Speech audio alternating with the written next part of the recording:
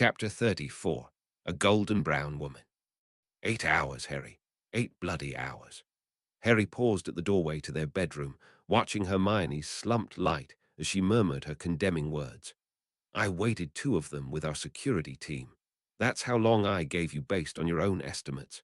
Then the next hours I listened to other people argue about our chances of taking on a vampire, coven on their own terms at their strongest time of night. I heard them discuss how many might die trying to save you, and at what point that would guarantee a slim enough possibility of success to be worth the lost lives. Harry stood still and made himself listen to the words. He deserved every one of them. She continued after a slight pause, and he wished she sounded angry. He preferred her anger to her solemn disappointment. I contacted Malfoy, knowing I was putting your life above theirs. I sent Vaughn to the werewolves, knowing they would come to help if I asked, if I told them who I was. And I did. I made the decision to go inside before everyone was assembled, fearing time was running out for you. I was thinking of every single page of your notes on vampires' baser instincts and what they could and want to do to the living. And I don't regret a single moment of it or the choices I made based on the knowledge I had of the situation. 8 hours, Harry. 8 hours thinking I might not find enough pieces left of you to put back together again. Then I go into that room, and you are merely standing there, and I feel like an overreacting fool. Why didn't you contact me? There was the anger, a bite in the last words that finally put him into motion, walking up to lay his hands on her slumped shoulders, relieved when she didn't pull away. I couldn't, Hermione, he said softly, and held tight when she tried to jerk away, lights sparking with anger. There was an unforeseen effect with the stone, and Brennan was forced to put me in stasis while I wrestled with it unprepared. I owe him for that, Hermione. I do not know what it might have coerced me to do. We both owe him. If you had been there, with so much uncertain magic, he might have had to choose between protecting you and preventing me from doing something catastrophic. This time, he didn't try to stop her when she turned, hands grasping his right one to turn the palm over. She was quiet for a time, looking at his empty palm, head bowed. The black markings are still there. Where did it go? What do they look like? He avoided the question for a moment. She knew just like that, with his non-answer. Her light rose and pushed him down to sit on the bed, her fingers twisted to unclasp his robe, the cloak falling away on its own to pool between them like a black-white blanket. She pulled off his shirt and traced something he could not see with trembling touches, starting with his palm and up his forearm, over his shoulder and down, to place her warm palm over his heart.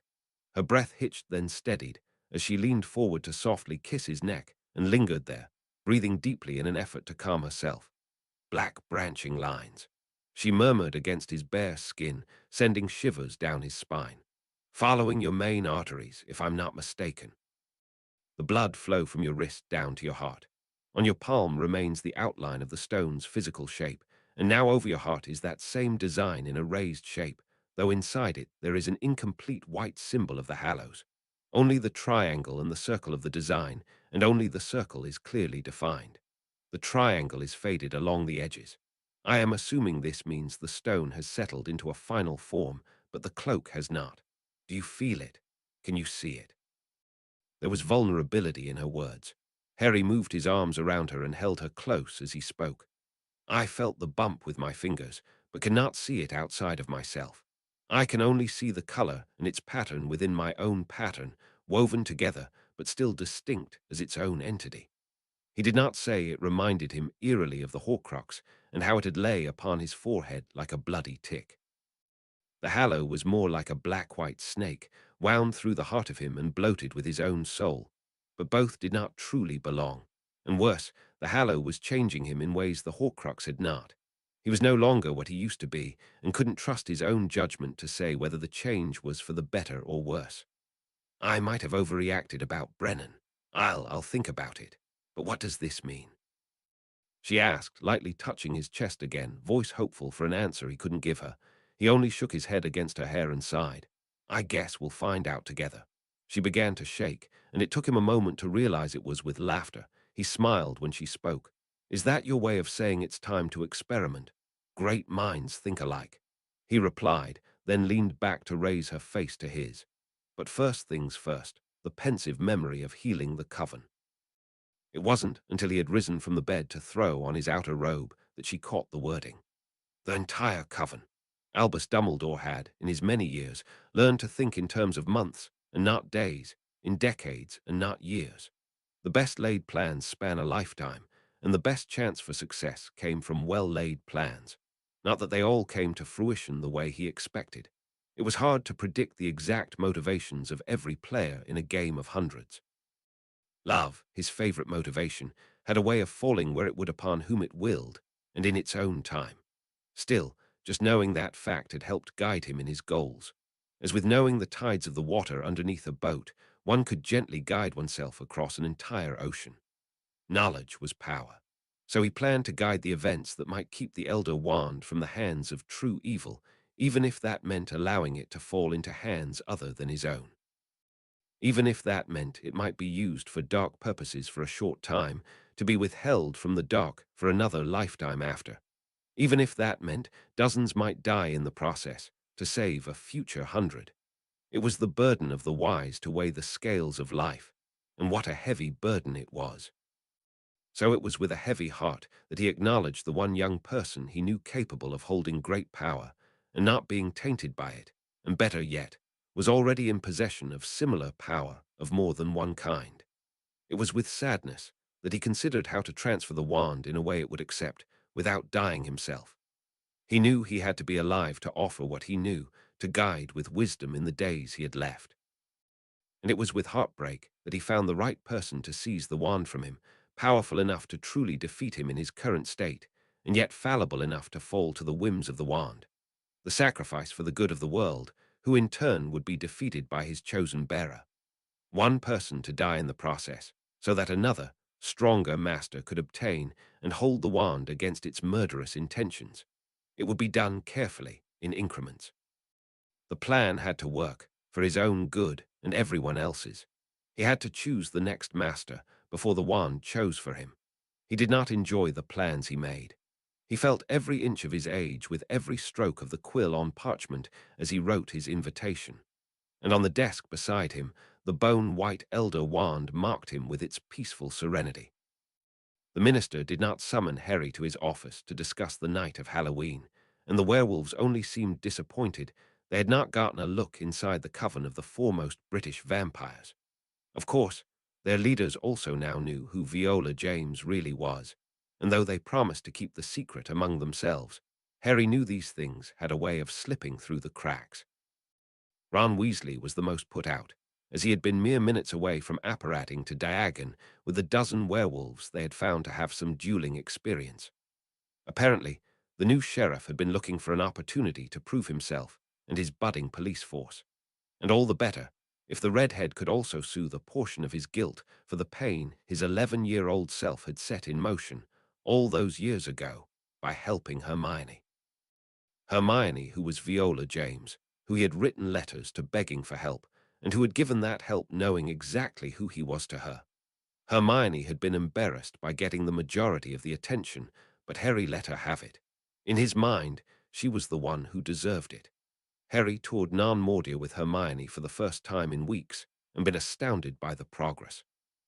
Paved streets taking form through solid buildings, all organized in a circular gridded pattern easily discernible from the air for broom traffic. At the center of the circle were the new governing buildings, with commercial layers around them and housing layers in turn around those. The gardens and greenhouses being built along the edges with plenty of room for expansion.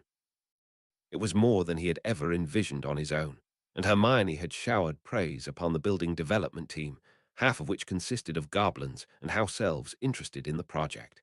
It was a town growing into a city by leaps and bounds, with infrastructure sprouting like leaves on a tree in spring.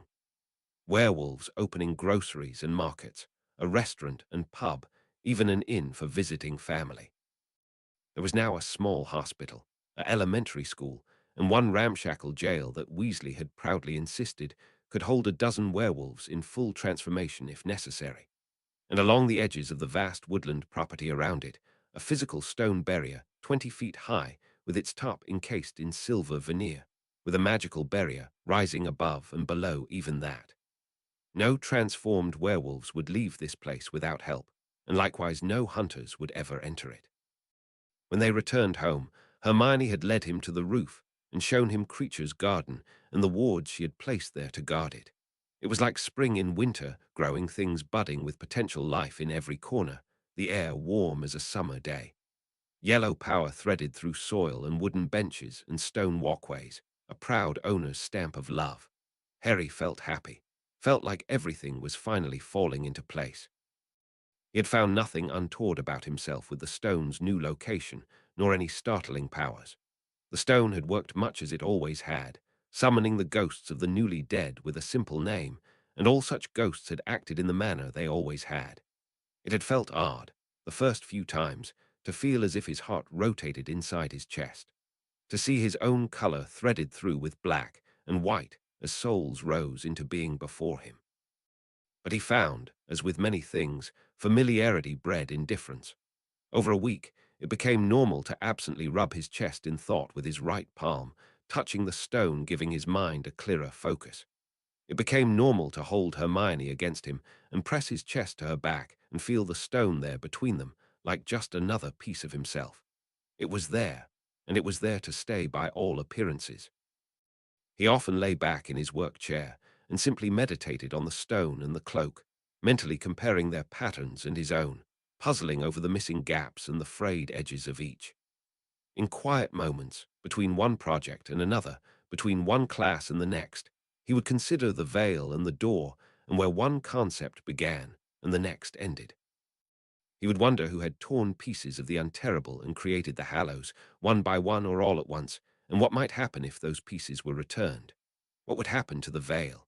What would happen to himself? Where the wand might be lurking, waiting, because surely it was waiting for him. Then one Saturday in late November, there was a knock at the door, and Dudley arrived with a boisterous laugh and claimed it was time for his bachelor's party. No matter, it was a month before the wedding. When the main event lasted 12 days, one had to fit things in when one could, around exams and holidays. All right, Harry said reluctantly, looking back towards Hermione longingly, and allowed himself to be dragged out his front door and into an automobile. One would think a muggle and a wizard would have a hard time planning a men's outing together. But apparently there were some things that were universal concepts, and a bachelor's party was one of them. So were prodigious amounts of alcohol on said occasion. "This is awesome," Vaughn shouted too loudly in the too loud room, swaying toward where Harry sat sandwiched between his guard and his cousin. "Best idea ever, Dudley." Dudley roared his own agreement to the awesomeness of his idea, while colorful souls on stage whirled and danced with most of their souls shining freely without the dampening presence of clothing. It was beautiful, no doubt, though he couldn't quite see what was particularly awesome about it. On the stage, one soul of tangerine orange shimmered differently than all the others, holding that hint of special that was so rare among mundane and magical people alike. As if noticing the focus of his gaze, the woman swayed closer, legs of red twisting like flames across the green floor. Dudley wheezed in a breath next to him, hardly audible beneath the thrum of the music, while Vaughn sighed. "Nothing like this is Diagon, Harry. Muggles get all the best stuff." "Looks like a lucrative business opportunity, based on your reaction." Harry murmured back, words lost the moment they left his mouth to the roar of the crowd behind them as the tangerine woman danced right up to the edge and leaned down to face him, voice a low, husky rumble. "Like what you see?" Dudley laughed, one meaty elbow jabbing him hard in the side. "Like what you see, Harry? See? Dear Merlin." Vaughn groaned low. "You're beautiful." Harry ignored his friends and replied honestly. "You move like fire." From as close as they were, he could see her mouth grow into a wider smile. Then she seemed to glide from the stage, and they were abruptly too close. Harry raised his hands away from her with a sharp sound of surprised incredulity. Dudley and Vaughn howled with laughter. What had he let these two get him into? "I'm fine," Harry said quickly, mind abruptly blank of a reasonable way to get him out of this situation. "I'm all right. You don't have to do that." "I know," the woman said with her smile and her bright shimmering soul that was rather fascinating to look at, brighter than the mundane dancers on stage. "But this might be my only chance to dance in the great Harry Potter's lap." Vaughn's laughter had vanished, so perhaps his guard was not as drunk as he had seemed. Dudley, oblivious, was still cheering them on. "Oh, well, Harry said, as erudite as he could manage, then just gave up. Okay, laughed, flinging back her hair and swaying like the fire again in a way that seemed almost inhuman. Then she was up and gone, with a twist and shake of limbs, leaping across the space to the stage to dip with the other dancers in coordinated poses as the curtain fell to hide them from sight. Not a good enough disguise, Vaughn muttered. I thought a hair color change and hiding your scar would be enough in this place. Wasn't expecting a witch to be a dancer, either. Plus you two probably gave it away, not me. Harry pointed out, thinking of the use of his name and a common magical curse, and it was finally his turn to laugh, this time in relief. Does this mean we can go? Dudley voiced a vehement denial, and Harry knew he had lost before Vaughn even set his drink aside to sit up straight in his chair. Nope, just means no more alcohol for me. Harry stewed for a moment, then the curtain began to rise, and front and center stood Tangerine. The music began its thrumming beat again. Harry reached for Vaughn's drink and took a healthy swallow. Tangerine laughed and swayed as the room roared its joyful accompaniment. It took a portion of magical strength to help Dudley into the rented automobile, propped between himself and Vaughn, and still laughing exuberantly. I don't think he's had anything to drink since his semester began. Harry grumbled to Vaughn before giving his cousin a last shove into the car. It's all about the team, to the point of dieting. Figures he would overdo it tonight. I'm off it, Harry. Dudley roared too loudly into the street. You add fun. Harry grunted and slammed the door closed. That's when he saw her swaying towards him. Vaughn stiffened, and his wand was easily visible in his hand as he casually leaned against the vehicle. The woman held out a slip of crisp green paper, so freshly pulped it had probably been a tree only days before, an echo of life still clinging to it stubbornly. Plants, of all the things he had seen, clung to life with the tightest grip. They never gave up or lost the will to continue. They would turn to seek the light even as their leaves burned. Would you make me something, or sign this? No one back home is going to believe I danced for you. Her voice was bright and cheerful, as different from the sultry tone of before as night from day. Harry took the paper by reflex and didn't miss a large soul looming behind the woman, a guard of her own no doubt. What would you like? He asked awkwardly, shifting from foot to foot. He could feel himself flushing at the situation, as ill at ease now as when she had danced. Her tangerine soul brightened. Anything at all, thank you. A moment of expectant silence. Harry closed his eyes and quickly focused, looking about to see what souls might be paying attention to them. Other than the guard, only a couple men milled about, smoking, lost in their own conversations. Tangerine blocked the view of the paper he held with her own body from the guard. What's your name? Harry asked, even as he broke the paper in his hands apart into pieces of raw green with his power, thinking of what it could become. Lacey. Well, Hilda, actually, but they don't call me that here. Hilda Hewlett. And Harry had it. He twisted the paper together into an elegant mimicry of fire's pattern made of purple stone and twisted it again into the rough lines of a witch dancing in the flames. It was crude, with no detail to limbs or face or clothing, more the impression of a figure than true artistry. But Hilda sighed over it when he handed it over, cradling it between her hands as if it was precious. Thanks. Harry shrugged awkwardly and turned away, climbing into the automobile before she asked him for anything else. Vaughn slid in behind him and slammed the door shut. Beside them, Dudley had begun to snore, face mashed into the window. You realize you will never be poor. Vaughn asked casually. Harry shrugged. Yeah, wasn't much else to say when one could create precious metal from raw stone. You're a walking gold mine. I want a raise. Vaughn grumbled. Do you need one? Harry was genuinely curious. An incredulous pause. Harry, sometimes I forget how disconnected you are from the plight of the majority of people. No one ever says no to a raise. And with that, Vaughn leaned forward to speak to the driver of the car, an older purple man whose lack of good hearing caused one to need to nearly yell out instructions. Harry leaned back in his seat and wondered if it was a familial duty to stay and help a hungover Dudley the next morning, which would occur in about 3 hours. Probably not. Hermione sat on her parents' couch in early December and watched in bemused amazement as a sloshed Petunia Dursley avidly shared how Vernon had reacted to his best man at their wedding caught in coitus with one of her bridesmaids' mothers behind the rectory during their rehearsal. Petunia had broken out her secret stash of red wine, and apparently it was something she didn't do very often. And, oh my, Ben said, he said. Sorry, mate. I just couldn't help it. And Vernon, he goes. Well, I'll just leave you alone then. And just walks away. Raucous laughter ensued. Hermione tried to sink deeper into the couch cushion, glad that for the first time that evening the attention was off of her. She had already been through what was perhaps the most embarrassing part of the evening. The innuendo. The hinted at sexual escapades of her relatives, which she never wanted to hear about. Her mom and future mother-in-law's advice. Don't let him go hungry, dear. If you know what I mean. Late-night back massages are the best, and foot rubs, if you both sit across from each other on the couch like this. Her aunts, don't let him run all over you. He can clean too, you know. It's the 21st century after all. Marriage is great the first few weeks, but hold tight. Around month 6, the fights are on.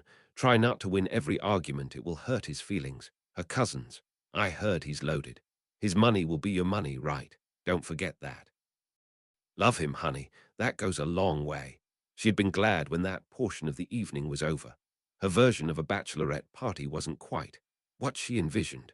Sure, there were women and alcohol and cliché objects shaped like male anatomy. The worst being a necklace of said anatomy hanging around her Aunt Joan's neck. Hermione knew what was missing. Female friends. Somehow, along the way, she had never made close friends other than Harry. There either hadn't been time, or the few that had seemed interested drifted away when Hermione couldn't tell them the truth about the other part of her life. Magic seemed to come between her and the mundane world, and she never had the chance to form bonds with any witches from the magical world. Perhaps it wouldn't have made a difference, but Hermione had never noticed her lack of friends until that exact moment, when it seemed she was the only one embarrassed. And she couldn't exactly confide in Harry how his aunt told her that she and her husband used to wait until the kids were in bed to get frisky on the living room sofa. The mental image alone made her unable to make eye contact with Petunia, who was luckily still the life of the party with her many varieties of story or gossip. Lucy, the only female member of their magical guard who had been close enough with the family to get an invitation to the party, caught her wandering gaze. The Muggle-born witch smiled and jerked her head toward the kitchen, and Hermione gratefully took the excuse for an escape. Lucy was still her in her 20s, which for a witch in the traditional magical world was considered too young for a job in private security. Most didn't finish training and settle into such a position until at least their 30s or even 40s, after years of working under the ministry's stern governing eye. And by then, most of those traditional witches had families and kids and no desire to risk life or limb on a daily basis. It was startling sometimes how similar the magical world could be to the mundane one, no matter how much they tried to hold themselves apart. Lucy brushed back short black hair and blew out a long breath. I figured if I needed some fresh air, you did too. Hermione smiled with genuine gratitude. Thanks, just a bit overwhelming, I'd say. Only so many blue penis are needed in one room. Lucy grumbled, and there was a moment of silence. Then Hermione giggled, a sound that grew into a full laugh. I just those stories. Hermione groaned through the laughter. Jay, just see can't get the image from my mind. I know, Lucy agreed quickly. It's insanity. I'd die if I learned some of those things about my own mum or my grandmama, oh my God. Exactly. Hermione wiped tears from her eyes and leaned against the counter, laughter fading into a sigh. Exactly, so undignified. That's something to toast right there. Lucy's wand slipped from one sleeve of her shirt, and a couple discreet waves brought 2 glasses of sparkling wine floating their way. A private toast to an undignified marriage. Hermione clicked her glass with another laugh. It might not have been as good as having a best friend, but she would take it. Harry stood in the pause that fell after Dumbledore called for any of the Wisengamot members who had an issue to speak before they convened for another 4 months. It had been a short meeting, as Wisengamot sessions went. Only a couple verbal fights, and one particularly nasty quip from side right to side, left on the subject of illegal ingredient harvest on private property. Everyone was ready to go home to their families or their private pursuits. No fervent fires to fight over, if you excluded the anger over trespassing laws on bordering wooded estates or the property taxes in Diagon. It was December, time to buy presents and give presents and sit by warm fires, not argue in a stuffy room over pointless things. As Harry stood, he felt that impatient air change. Perhaps it was the sound of a dozen indrawn breaths. Perhaps it was the flecks of magic, the quicker beating of hearts. Perhaps it was because he, too, really wished to be off home. And now everyone else knew, as he already did, that they would not be going home soon. They unfortunately never did when he stood up. "Lord Potter, you have the floor," Dumbledore said, and there was a hint of emotion in his voice that Harry could not place. He frowned as blue power swept towards him and touched his throat with the cool touch of a sonorous charm. "Thank you." Harry nodded towards the supreme mugwump, kept himself facing the old wizard as he spoke in even tones what would break the peace around him. "In the course of my studies this last year, I have discovered a phenomenon that will affect ministry law moving forward and may necessitate the changing of laws regarding the status and classification of vampires as undead." A growing rumble around him, colors swinging heads towards each other, whispering, growling, groaning. Harry easily talked over it, with the help of Dumbledore's spell, gaining momentum with every breath. In summary, the vampiric citizens of Britain have been changed. They are alive and possess souls. They no longer require a donation of blood for sustenance, though the consumption of blood can act as a magical stimulant. They can no longer be classified as either undead or as immortal, as this change will allow them to age, though in a time frame more kin to that of house elves than wizards. The details that have been gathered so far about their altered state is thoroughly documented in a series of parchments that I am leaving with the ministry, to be distributed when they see fit. Before this meeting, he had placed those parchments into Scrimgeour's hands, and saw the man's soul groan with the mental weight of it. He did not envy the man the job ahead of him, but he also had no plans to let the ministry try to squash the entire truth from the public. Viola James had a couple letters to the Daily Prophet already written. "How?" Someone close to his left called. "What did you do?" Another called, and was echoed by a dozen others.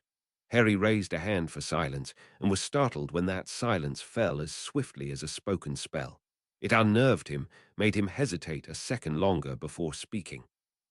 "I was contacted by a representative of the vampiric species to research a possible cure to their inability to produce or utilize their own blood supply. The details of what were found and done are in the aforementioned documents." What does this mean? Less of a question directed at him than at those around the speaker, a soul of pale orange. It means they are still their own unique race, Harry stated firmly, and at this point, unique among the vampire populace of the world. But certain laws will need to be changed regarding their legal status, and the laws binding adults and children regarding school and employment. Harry sat with that last comment and flicked off Dumbledore charm with a shrug of his own emerald green power. A moment of indrawn breath, every mouth preparing to speak. Across the room, the old blue wizard straightened from his seat and raised a oak wand into the air.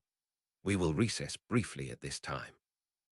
Then the storm of voices, and a wave of souls flooding towards him in cautious eddies, those behind braver than those closer. Lord Brown clapped him on one shoulder. "Never boring with you around, boy. Never boring at all."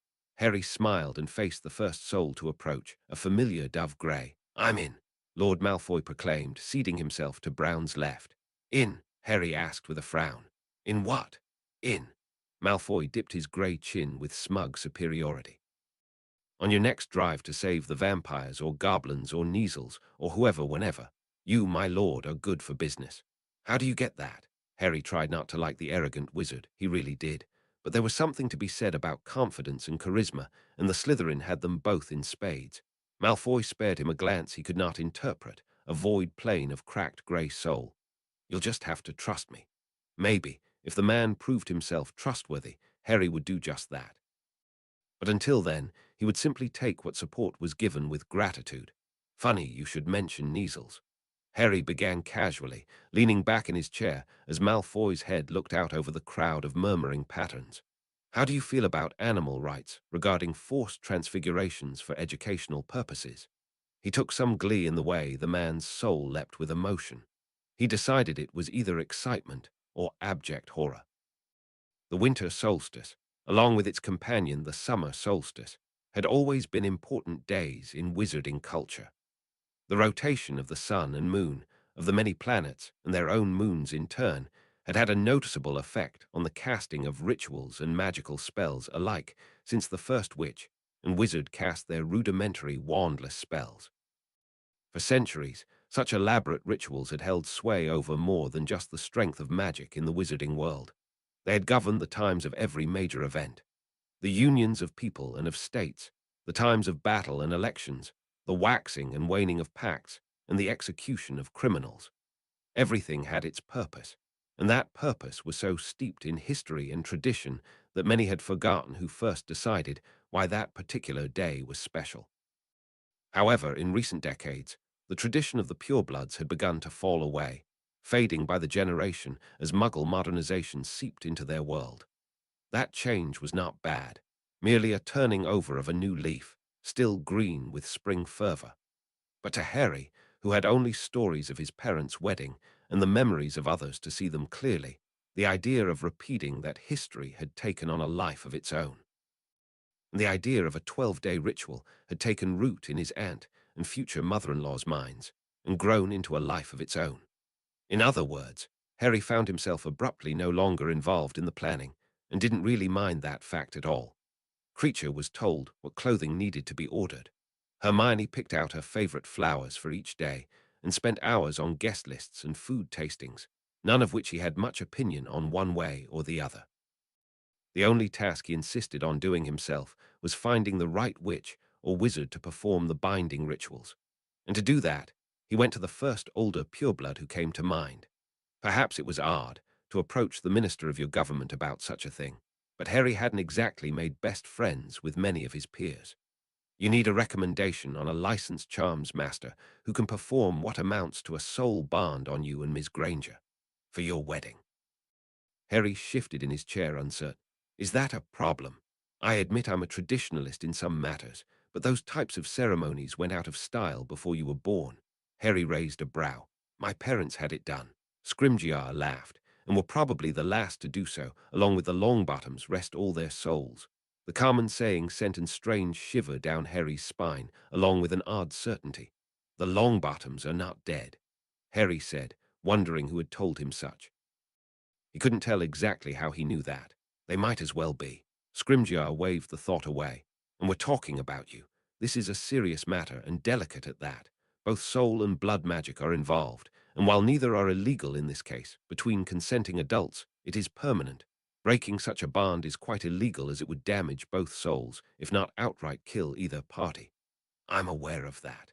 Harry knit his fingers together on his lap and tried not to fidget. I've read the literature on it. Hermione agrees with me in this case that it's worth it. We want to proceed. Why am I always telling you to not do something and you always ignore me? The minister sounded resigned more than frustrated. You are worse than my own children. At least they listen to their elders half the time. I've given in a time or two. Harry defended himself. And I respect your opinion. I'm sure you do. Scrimgeour said, in such a way that he really thought no such thing. But if you insist on proceeding with this inadvisable ritual, my advice is to go to the wizard who united your own parents. You've met him before. Harry frowned. He had viewed pensive memories of the wedding, but even with practice, a normal memory was a disturbing, chaotic thing for him to view. He found better luck at focusing on only one or two colors at a time, trying to reorganize his mind's way of deciphering what he was viewing. And even had he noticed the wizard who had been over his parents' union, he would have no way of tying that face to a soul he had met before. At Harry's silence, Scrimgeour spoke again. Master Flitwick, currently charms professor at Hogwarts. Oh, Harry said dumbly. I hadn't realized, thank you. The Chartreuse man shrugged shoulders clothed in green silk. What was I elected for, but to serve the upstanding citizens of this great nation? Harry grinned. Upstanding sounds much better than idiotic as a moniker. I am a politician at heart. Scrimgeour stated matter-of-factly. Harry was still chuckling when he reached the flue and gave the address for the public fireplace at Hogwarts School of Witchcraft and Wizardry. Hogwarts welcomed him into her embrace the minute he stepped from the flue's lukewarm fingers. That was how it felt, when purple eminence rose from the floor and fell from the sky, swirling around him with gentle touches against his power, rumbling with a sound he felt more than heard, the strong smell of old portraits and older stone in his nose. Then it was gone, leaving him to stand alone before the fireplace, Hogwarts sleepily pulsing power a cavern around him. Had the personal welcome been wards or something entirely different? Harry puzzled over that as he took a step, his wooden staff clicking against the floor. Before he reached the door of the wide room meant for flu arrivals, it was swinging open, a familiar light brown pattern waiting expectantly. "Just in time for tea, Lord Potter," McGonagall said pleasantly. "I wasn't expecting you." Harry smiled. "It's good to see you again, Headmistress. Hermione will be disappointed she's not with me." Hermione had been sending owls lately to the Transfiguration Mistress, asking carefully worded questions about the nature of creating botanical ingredients, or more specifically, why that wasn't possible. A seed transfigured from a pebble would not sprout, even though for all purposes it had the structure capable of germination. To Harry, it was obvious that the transfigured stone held a purple hue trapped into a plant's pattern. A stone essence would not grow a tree. But Hermione was now questioning why transfiguration did not change the essence of a substance. The same principles that kept a cat animagus from having the mind of a cat also kept sand from being made into an edible basket of chips. To Harry, it seemed much like challenging the law of gravity's right to exist simply because one did not understand completely how gravity worked. Pointless. But Hermione was enjoying the philosophical exchange and how any breakthroughs might affect her work with Clifton and his future magical manufactories, not to mention her published essays as Viola James, which she continued to release quarterly on her chosen topic of the year. "I look forward to seeing her at some of the wedding festivities." McGonagall gestured ahead of them as they approached what Harry recognized as the revolving staircase leading to her office. "Thank you for the invitation." Harry hadn't even been sure she had been invited, but nodded anyway. Last time he checked, the first day of the ceremony, the one with the most people, had numbered in the hundreds. Most were Muggle family members, of course, but a good dashing of witches and wizards would be there too. Apparently that included casual acquaintances, as well as friends and families. "So what brings you to Hogwarts, Lord Potter?" McGonagall sat, and Harry found himself looking at the corner where the phoenix used to perch. A stone pedestal was there instead, holding a wooden bowl filled to the brim with sparkling white magic. "Interesting. I'd like to speak with Professor Flitwick if he is free," Harry began. "I don't mind waiting if he is not." The headmistress lifted her wand and flicked it with precise rotation, her wordless spell taking the shape of a large mammal of some sort. "Phileas, Harry Potter is here to speak with you, my office." And with a flick of a long tail, the white magic scampered from the room. Harry watched it go, head tilted in thought. Was that a Patronus charm? They can carry messages. Indeed they can. Very useful. McGonagall reached for a purple pot. "Tea. Thank you." Harry murmured absently, filing that information away. Magic never failed to surprise him. Perhaps that was why he had yet to find himself bored with its possibilities.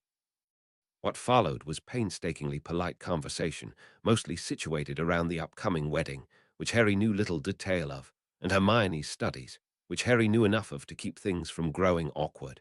He was still relieved when a short yellow pattern entered the room with a bounce, bearing the trademark orange marks of goblin ancestry. Harry rose to his feet to dip into a polite wizarding bow. "Professor Flitwick, thank you for meeting me." "No problem, Mr. Potter." "It's so good to see you. How are the studies going? Done any work with your hypothesis on wardstones?" "I admit, I've been having a good look around the castle. Fascinating charms can be used in wardstones, you know. Always spectacular to find an ancient structure to study, but Hogwarts is so fickle with her secrets." Harry bemusedly sat back down as the other wizard took a chair, accepting an outreached saucer from the headmistress without a pause to breath.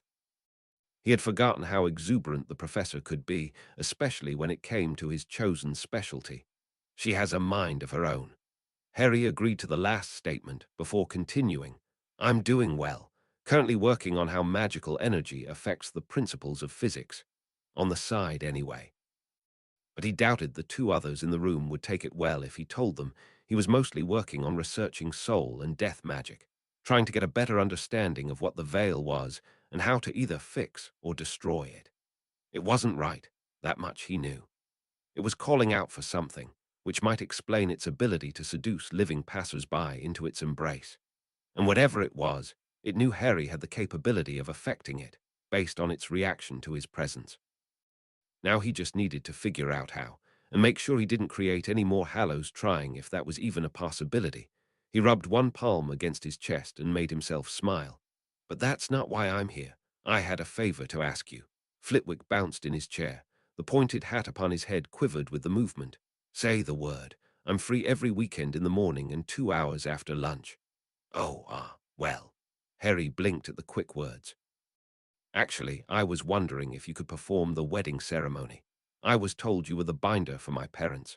The wizard stilled, and Harry realized it was the first time he had seen his light truly stationary. It flared with what he guessed was surprise, but only for a moment. I had heard you were planning something traditional. Phileas Flitwick said slowly, which for him was more of a normal pace. But do you mean exactly as I did your parents? Behind her desk, McGonagall was pointedly silent. Harry leaned his staff against one shoulder and focused on where he guessed the wizard's eyes were, based on the slight dips of his pattern. Yes, both Hermione and I have researched the ritual, 12 days. The first, just a verbal acknowledgement of intentions before witnesses. The second built upon that, and so on and so forth. Until the last day, on the winter solstice, when only ourselves and the binder complete the ritual. You will be tying your souls together. Flitwick's voice was firm.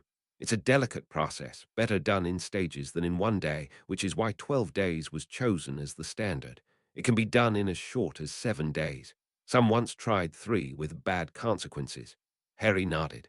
And some would use an entire year, one ritual a month for a total of 12. But we didn't want to wait that long. The professor sighed. It is a beautiful ceremony.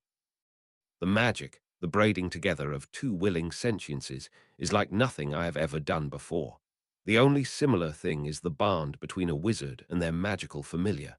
Difficult to perform, yes, but beautiful. But I am not sure you realize what you are asking me. Harry frowned, uncertain. I'm sorry. Flitwick seemed to melt back into his chair, taking a sip of tea before he continued, voice morose. The last 2 ceremonies I performed took place simultaneously during the Harvest Festival. Alice and Lily were the best of friends, did you know that? They wanted to be married together. He hadn't known. And realizing that, he stayed silent. Flitwick continued. Such beautiful days, all 12 of them. It was like nature itself was wishing them happiness. Lily at dawn and Alice at dusk, their choice. And to think it was one of the last times I saw them both. They went into hiding mere months after, only days after telling me they were both expecting children. My prize pupils, both of them, so young. McGonagall's light flickered in almost the same beat as Flitwick's, the pulse of mutual remembered grief. I remember that, she murmured, confirming his guess. Flitwick sighed. There is a theory about these barns. A theory only and disproven a time or two, but the pattern is unmistakable. Seldom does one partner outlive the other. Through coincidence or fate, they die together. We hope holding hands in their old age, but life is not often that kind. Your parents, their fate was almost a mercy. Harry startled at the unexpected words, but didn't interrupt. Compared to Alice and Frank. You know, the Medi-Wizards say that Alice was only held under the Cruciatus for 30 seconds. Not enough for permanent damage, just enough to incapacitate. But Frank, nearly 5 minutes, Merlin knows why. Alice should have recovered, but they are both in St. Mungo's to this day and for the rest of their lives. Others can only speculate the cause of her condition, but I know. I felt their souls the day they joined. They had a love few have. She shared his burden and they both suffered, and worse, they left a child alone with neither parent to care for him. The silence that fell then was heavy. Harry hadn't realized what had happened to Neville's parents. He had actually assumed they had died, as his had in the war. Knowing the story explained the depth of Scrimgeour's words and made him pause and reconsider. There was a cost to everything one did in life. Some counted that cost, others remained in the dark, and still others ignored it. Either way, it was always there. Do you think they regretted it? He asked softly, sight focused on the heavy purple light of the castle surrounding them, brightening the presence of everything inside it. Getting a soul bond. Only they could tell you that. Flitwick said mournfully. And they are not capable of speech. Harry nodded absently. He needed to tell Hermione what Flitwick had said in good conscience, but his own desire for a bond hadn't waned, merely been dampened a little by harsh reality. Thank you for telling me this. I'm assuming this means you are not interested if we go forward with our plans." He didn't like the if in that statement, but said it anyway. Truth was, the thought of accidentally killing Hermione if something happened to him turned his stomach. He was not so selfish he wouldn't want her to have a long life, even if it was without him, even if it was with someone else. He tried not to let his grimace show on his face. Flitwick hopped from his chair to approach where Harry sat, patting his knee firmly. "Not at all, Mr. Potter. I'm the best there is if I do say so myself. You let me know what you decide. If this is what you both want, then I wouldn't want you in anyone's hands but my own. It would be an honor." Harry couldn't quite smile, but he gave it his best shot. "Thank you, Professor," and with some last words of farewell, excused himself. But when he reached the flue, he found he wasn't quite ready to go home yet. It took some convincing to get in to see Mr. and Mrs. Longbottom. It helped when he created a bundle of flowers and held them in front of himself with a forlorn expression. "Please, I'd just like to visit them for a few minutes." Relation. The second harried receptionist he had spoken to demanded.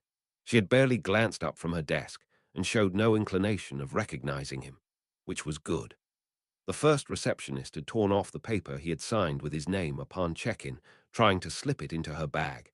When he demanded to have the signature back, because who knows what someone in the magical world could do with his signature worse than just selling it to the press, she had given it back. Then told him to stuff his request to visit the Longbottoms in an intimate place and stalked off. Not a fan of his, apparently. This woman seemed much more reasonable and businesslike. "Alice Longbottom was my mother's best friend. I'm also Frank Longbottom's seventh cousin." That was an educated guess, but he figured most purebloods in Britain had to be related somehow. She flipped some parchments on her desk, sighed as her pen scrawled across one in particular. "Name. Well, so much for passing incognito. Harry Potter." She paused, head angling up for a moment. Then she wrote something down again before handing it to him. "There is your pass. Elevator on your right. Janus Thickley Ward, 4th floor. You'll need to show your pass to gain entrance to the ward. It remains locked. No patient is allowed to leave. No food, beverages, or pets allowed without prior permission from the healer on staff. No magical use without permission, wandless or wanded. Keep your possessions on your person at all times or check them in here. Accidents can happen in that ward. You must leave immediately if requested by the healers. Return your pass at checkout. Have a good day, Mr. Porter." He smiled weakly, appreciating the covert name change. If questioned, it could always be called a misunderstanding. "Thank you." He headed towards the elevator and counted the fourth button from the bottom, taking an educated guess. 4 usually meant 4, but not always.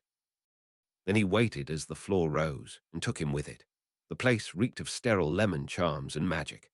Charms were imbued in every surface, from the non-slip ones on the floor to the soft impact ones on the walls. After a passing healer directed him towards the correct ward, he kept his head lowered, very aware that he was not in disguise. This visit, or speculation thereof, would make it to the press, he was aware.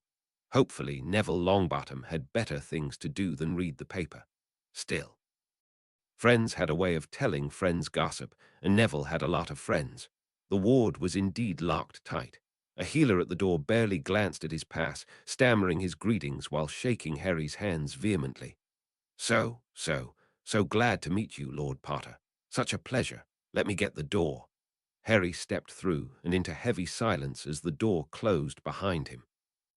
Hallways had been quiet, but still the sounds of murmuring healers and patients and their family had echoed off tiled floors and down corridors. But this ward was different. It felt like a prison made of cotton, thick and stifling. No one held quiet conversations. Barely a rustle of movement was made. A dozen beds lined either wall, patients scattered about, and all of them a disaster. How else to describe what he saw? How else to describe the painful sight of so many broken people? "May I help you?" He startled at the sudden words, turned to face a wizard sitting at a desk on his periphery, a stack of cards in front of him. "Could you point me to the Longbottoms, please?" He whispered the inquiry into the silence. Speaking normally seemed almost sacrilegious. The healer rose and gestured, leading him to 2 beds in the middle. "Can I bring you a chair, Mr. Lord, sir?" The healer fidgeted slightly. Harry couldn't move his sight away from what he saw, but only nodded.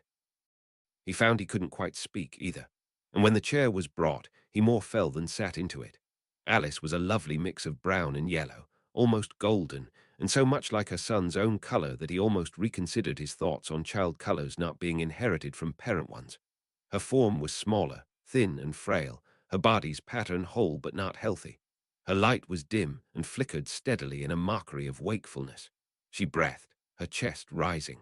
She smelled like lavender. She shouldn't be so dim. She shouldn't be in this place, wakeful without waking, alive without living. He made himself look beside her, made himself see. Frank was white. His body nothing but a body, his pattern as whole as his wife's, but his soul nowhere to be seen. Instead, over his heart, golden brown curled and wound and stuttered, a piece of another soul trying desperately to bring him back.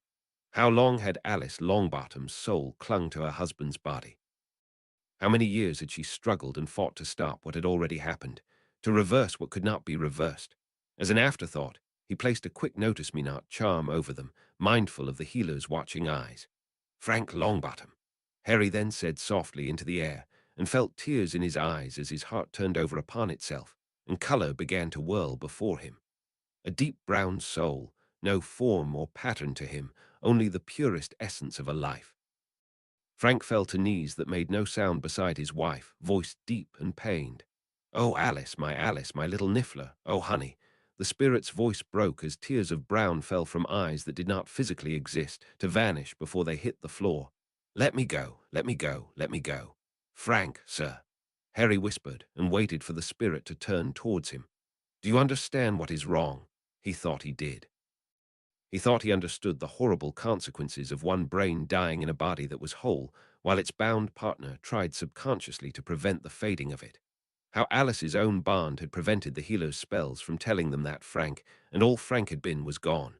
Fooled them into thinking his state was just like hers, when her state was caused by him.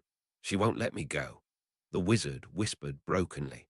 "I can feel her, even inside of death, trying to bring me back, causing me pain where there should be none, and it's killing her. Death doesn't like to be struggled with." He could argue the motivation of a conceptual state of being later. For now, he needed something else, needed it in a way he couldn't explain in words. "Frank, what would you like me to do?" Because he had to do something. Letting this continue was like letting a child walk out into Muggle traffic. Doomed and cruel. The wizard cried in choked-off sobs for long moments. Long enough for Harry to know that even his notice-me-not charm had limits, and that limit was near. "Let me go," Frank whispered to his wife. "Oh, Niffler, you always try to take things that don't belong to you." He seemed to have forgotten Harry existed, but Harry could take enough intention from his words. "I'll help her," he said, as Frank cried as if his heart was splitting into two. Harry felt as if his own heart was breaking, when it turned over and burned, right palm rubbing the heat of the stone as it worked its impossible magic, and Frank, and his cries faded away. "I promise," he whispered to the empty air as he let the charm fall and heard the healer swing back in his chair, suddenly remembering he wanted to gawk at the celebrity in his midst. Harry stared at Alice and her outstretched light, holding tightly onto her husband with a slender cord of golden brown. Then he gently, so gently, began to pry the fingers of that grasp apart. She moved restlessly in her bed. He heard the healer stand and begin to approach. He held the slender cord in his emerald green grasp and cradled it a moment, wishing he could soothe the ache, wishing he could solve all the heartbreak this woman would feel when she came back wholly to herself, no longer trapped between two bodies.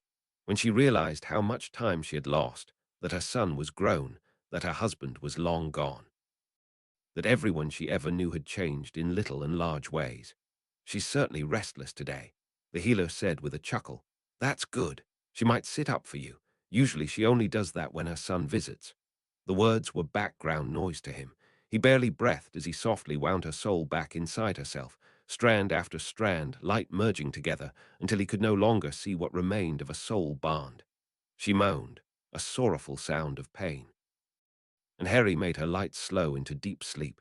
He didn't want to be the first face she saw. He didn't want more ideas of his miraculous abilities cast in his face, from the healer behind him or the press said healer told his story too. Didn't want the questions or the explanations when all he felt was grief. Would the witch even want to be alive? Would she thank him for this or hate him for it?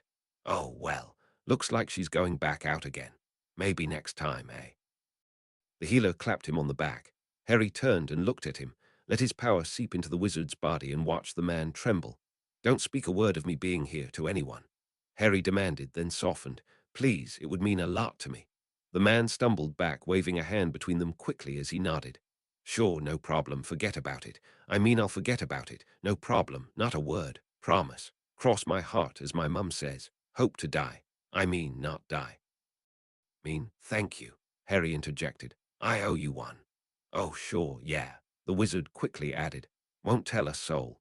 Harry nodded and walked towards the door swiftly. He was ready to go. He needed out of this place. He wanted to go home to his fiancée and hold her tight. Hermione listened to the story he told as she sat beside him in his gleaming laboratory of silver, steel, and diamond. She could tell, by the slump of his shoulders and the tight grasp of his hands, that he was doubting himself, questioning every motion he made, his sometimes good and sometimes bad habit. It was her turn to console and offer advice, when he finally wound down to silence. It was a role she had slipped into when they were merely friends, working together over old texts and rolls of parchment. It was a role she had settled so deeply in now that it was almost taken for granted that when one of them had a worry, the other would be there to lighten the load, if only a little. She could do her own analysis. She could understand the emotion that led to freeing Alice and the fickleness of doing so when his involvement could be easily pieced together. Someone would talk, and that person would be listened to. Perhaps it would never make the press, not enough proof for such a miraculous thing. But it would add to the weight of rumor and speculation about him one more impossible thing an impossible man had done. It's okay, she told him, knowing that was what he needed to hear. And it was, and it would be. You did what you needed to do. She smiled into a face that couldn't comprehend the gesture, met eyes that looked through her skin and into something else entirely.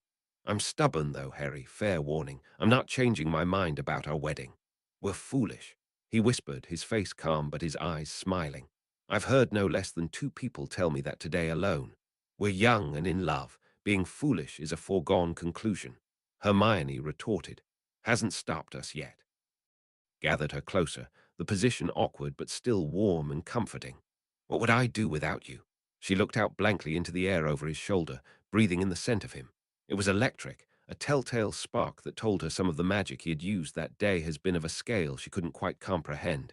Seems like we won't have to worry about that soon, will we? He chuckled at the macabre statement. Foolish idiots, the both of us, obviously meant for one another. Undoubtedly. She agreed. Then she closed her eyes and rested her forehead on the soft silver surface of the cloak, and didn't dwell on how the fabric rustled against her in its own unique embrace. The wedding days passed in a blur of activity and faces and magic. Later, Harry would wonder if some aspect of the binding spell itself had made the time pass so swiftly, or if it was simply the flurry of activity and constant movement. Later, he would also acknowledge that without his aunt and Hermione's mother, without Phileas Flitwick's kind guidance, none of it would have been quite so painless for himself or his bride. On the 12th day before the winter solstice, he held her hand in his own and stood before the seated gathering of souls, every color of the rainbow represented in 100 different hues. He announced his intention to bind himself to her, and she reciprocated the words back to him. Together, with all as witnesses, they signed a parchment that discreetly used their own blood as ink, with only a twinge of discomfort before Flitwick whisked it away. Then they ate, and drank, and danced, as family and friends and acquaintances wished them well. Then Hermione went to her family home to stay with her mother and father, as was custom, and Harry returned to Grimmauld Place alone, held up somewhat lopsidedly by Vaughan, to pass out on his living room couch moments after coming through the flu. The 11th day, and again a meal and familiar souls, more dancing and speeches from family members, wishing them well. Hermione's parents formally gave their approval, another custom, as did Harry's aunt and uncle. To the side, Harry saw Flitwick's yellow magic weaving away with the words, flickering in the tears that welled in John Granger's eyes and openly fell down Petunia Dursley's cheeks. Witnessed it drift like dust over his and Hermione's joined hands and settle there, lighter than air. The 10th day, and half as many people were present. Stories were told, both to groups and to one another, of various exploits of the bride and groom. Stories were shared of family adventures and gossip. Tongues moved freely, bolstered by abundant alcohol and subtle magic. Harry gave himself up to it knowingly, and laughed along with the others upon learning that 4-year-old Hermione once turned her mother bald for accidentally throwing away her beloved stuffed otter, her first outright sign of magical ability. The 9th day, and before they entered the gathering, Flitwick whispered spells over them, his wand like a conductor to a silent orchestra. Magic gathered in his bones and made him feel light-headed. Hermione giggled at his side and sighed, leaning into him in a way she normally reserved for private occasions. The 8th, and the day seemed to have little substance without her in it with him, an odd feeling in his soul that he had never quite felt before. She confirmed she felt the same, and was solemn while Flitwick spoke the spells of the day. It felt like having a fever. It felt, oddly, like quietly dying. On the 7th day, with only a couple dozen people present, they danced alone while music played. To the non-magical people there, the music was oddly sorrowful for such a happy celebration.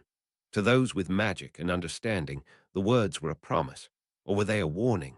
It depended on whose ear they fell upon. On the 6th day before the solstice, Harry smiled at her as they kissed chastely after repeating the traditional vows for what seemed the 1000th time, if only truly the 6th. They were words he had memorized, and now felt like a part of his soul. He even heard them in his dreams, when he stood beside the white maelstrom where colors were born. The 5th day was laughter incarnate. Yellow power sparkled in every corner, coated his skin, and seemed to be breathed in the air. He marveled at the scope of Phileas Flitwick's magic, the elegance of the work it was doing. He couldn't comprehend the complexity, nor the possibility of doing two such rituals at once. He laughed when he said as much to the Hogwarts professor, and oddly wasn't bothered when the shorter man only gently patted his arm in response. And they were nearly alone, only the closest family present. An intimate gathering in a small room, around a table with 12 sides. It shouldn't have worked, but it did. Harry said aloud, without censure, that the table was really a lizard, and probably wasn't happy to be a table. "We need to do something about that," he told Hermione. Animals should have some rights in regards to becoming tables. Everyone had laughed, Hermione included. He had laughed, too, and understood it was magic that was not his own giving him the sense of frivolity. How, he wondered, had the pureblood witches and wizards of old felt to spill their secrets to one another in this way? Had this been part of the family's becoming one? Or would none of them even remember the details of what was said, with everything so steeped in pure magic? 3. As the sun set, on a meadow field that bloomed unnaturally in winter. "It's the ritual doing this," he heard Flitwick say to his aunt. "It's a representation of beginnings." He wasn't surprised, then, that on the 2nd day before the solstice, he would find himself in the same meadow covered in snow on frozen ground, trees dormant and flowers and grass all dead. The symbolism both of ending and of the fact that nothing truly ends. It only takes on another form. Then was the day of the winter solstice, and only 3 stood in a small stone chamber, saying vows they had said times before. Vows that felt written into their hearts and on their skin, floating inside their bones in blood, they gently spilled into a bowl that Flitwick held, voice gentle and commanding. They held hands and watched magic rise and twine and gather and release. They saw yellow tying together emerald green and violet blue in a fragile thread, a knot over their heart. So delicate, and yet so strong. 2 are stronger than 1. For when one would fail, 2 would prosper. Flitwick's final words as he held their hands in his own. Then yellow swirled and was gone, collapsing upon itself out of existence. Then they, too, fell upon themselves in a fever of magic and emotion. And between them, slender and strong as a spider's web, their souls grasped one another tightly and didn't let go. "I have the mother of all hangovers." Harry groaned the words aloud, rolling onto his back as he pushed the cloak off of him to breathe in fresh air. Hermione moaned inarticulately beside him and immediately pulled the cloak back over them. "Too bright," was her only mumbled response. Harry blinked. Then, through the haze of a pounding head and an aching body, he began to smile with comprehension. "We're married." Hermione went still at his side. "We're married." Harry repeated louder, then rolled over under the cloak to pull her to him, gritting his teeth through the headache. Hermione hissed under her breath. "Of course we're married, you gnome. Now let me get back to sleeping off this magical torture before I get my wand." Harry grinned and released her, gently slipping out from under the cloak. His head was clearing rapidly, and he felt renewed. He actually felt quite frisky on second thought, though he wasn't about to tell Hermione that. He had only seen her this grumpy a few times before, and none of them had been pleasant. Yellow at the door in the pattern of Creature, holding in his hands a tray with what looked like tea and biscuits. A remedy, Master Potter, an ancient black recipe. Creature announced, placing the tray down on an end table beside the bed, Harry's side of the bed, because Creature, too, knew what grumpy Hermione was capable of. You have a visitor when you are decent. Harry frowned for a moment before realization struck him that he was standing, quite naked, in front of what amounted to his butler. He flushed and turned around, wondering dully what difference it made anyway. "Thanks, Creature," he said faintly, and was rewarded when the door closed behind the elf with a gentle snick. From beneath the cloak there was the faintest sound of a smothered giggle. Harry glared at the black-white lump on his bed. "Stop laughing, or you won't get some of Creature's special tea." One blue-violet hand slithered from under the fabric to give him a rude gesture. "Give me the tea, or I'll give you the tea." "That makes no sense." Harry laughed. "Best you can do. At this point, yes." And with that, her hand retreated back under the covers. "Deal with whoever is downstairs, then come back. I'm not setting toe out of this bed until I feel human again." Harry smiled. "I'll gladly help you feel more human when I get back." The tea helped.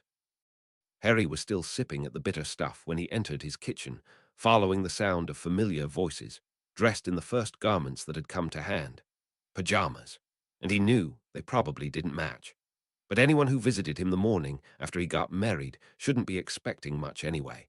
If anything, it was quite rude. Harry paused at the doorway and confirmed by sight the owner of the voice he had heard chatting idly with Creature and Kraken. A person his security had already given access to due to their meetings over Nan Mordia. Neville Longbottom. He had been expecting a visit weeks ago.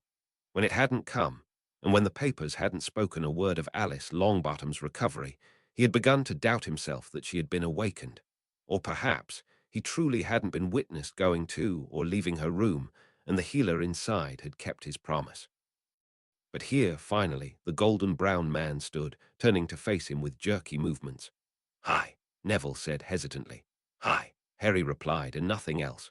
A moment of silence, broken only by the sound of Creature and Kraken slipping from the room on nearly silent bare feet. Houselves didn't like shoes, or at least his didn't. When asked, it had something to do with feeling the house up through their toes, which Harry couldn't begin to understand. "I'm sorry," Neville blurted, running a shaky hand through his hair. "I should have waited. I know. It was all I could do to wait this long. I didn't want to say anything before or during your wedding. Ron talked me out of it, though it was a close thing that one day, but Harry walked forward to sit on one wooden chair, placing his cup down onto the table. "But what? For Merlin's sake, Harry, I know what you did." Neville sounded both confrontational and pleading at the same time. "Okay." Harry kept his face lowered, even as he observed the man across from him carefully, cataloguing the difference between mother and son. "How? People talk and healers.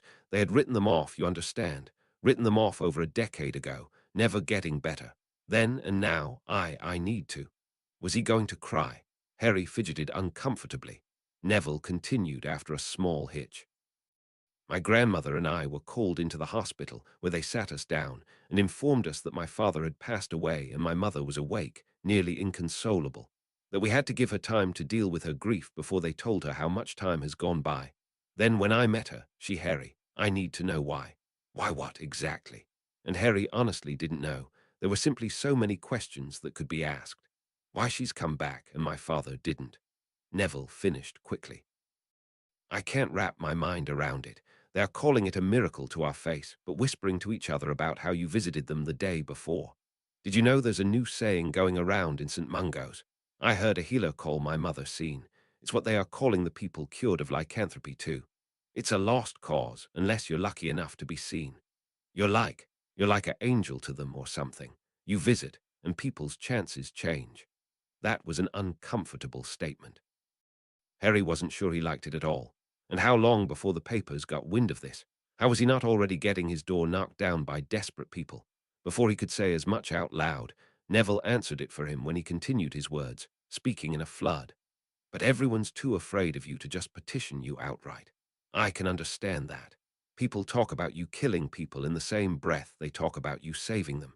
It's like a mixed bag with you. Is that why my father's dead? I need to know, please. Harry frowned when Neville finally ground to a halt, leaning one elbow onto the table with a sigh. It took him a moment to find the right words, and in the end, he simply stated the truth. Your father was already dead. He's been dead since the day he was put under the Cruciatus curse. Your mother was the only thing keeping his body alive, and the cost was her own awareness of life. I merely set things back the way they should be. I see. Neville shifted, carefully pawed at his face to wipe his eyes with one sleeve. I thank you for telling me, for doing that. I did it for her, Harry said quietly, even though the words were not exactly true. He had also done it for a reason he couldn't quite explain, the growing urge to put things right, to set things back into place, to fix. She was my mother's best friend. I went to visit, saw her state, and the rest is for the healers to gossip about. You owe me nothing. Neville stood jerkily. I need to go. I'm sorry, I'm trying to get a handle on this. It still hasn't sunk in that I have my mother back. Harry walked him to the flue, swiftly made the wards relax to allow the other wizard to flew out. Neville, powder clasped in one hand, paused to turn back to him. She asked about her. Your mother, Lily, she has some gaps in her memory. She cried when she heard what happened to everyone. All she seems to do is cry. I don't know how to help her. Harry didn't know either, but he could guess. Remind her what it means to be alive. Neville didn't respond, but after he left in a puff of white flame, Harry was still considering his own words.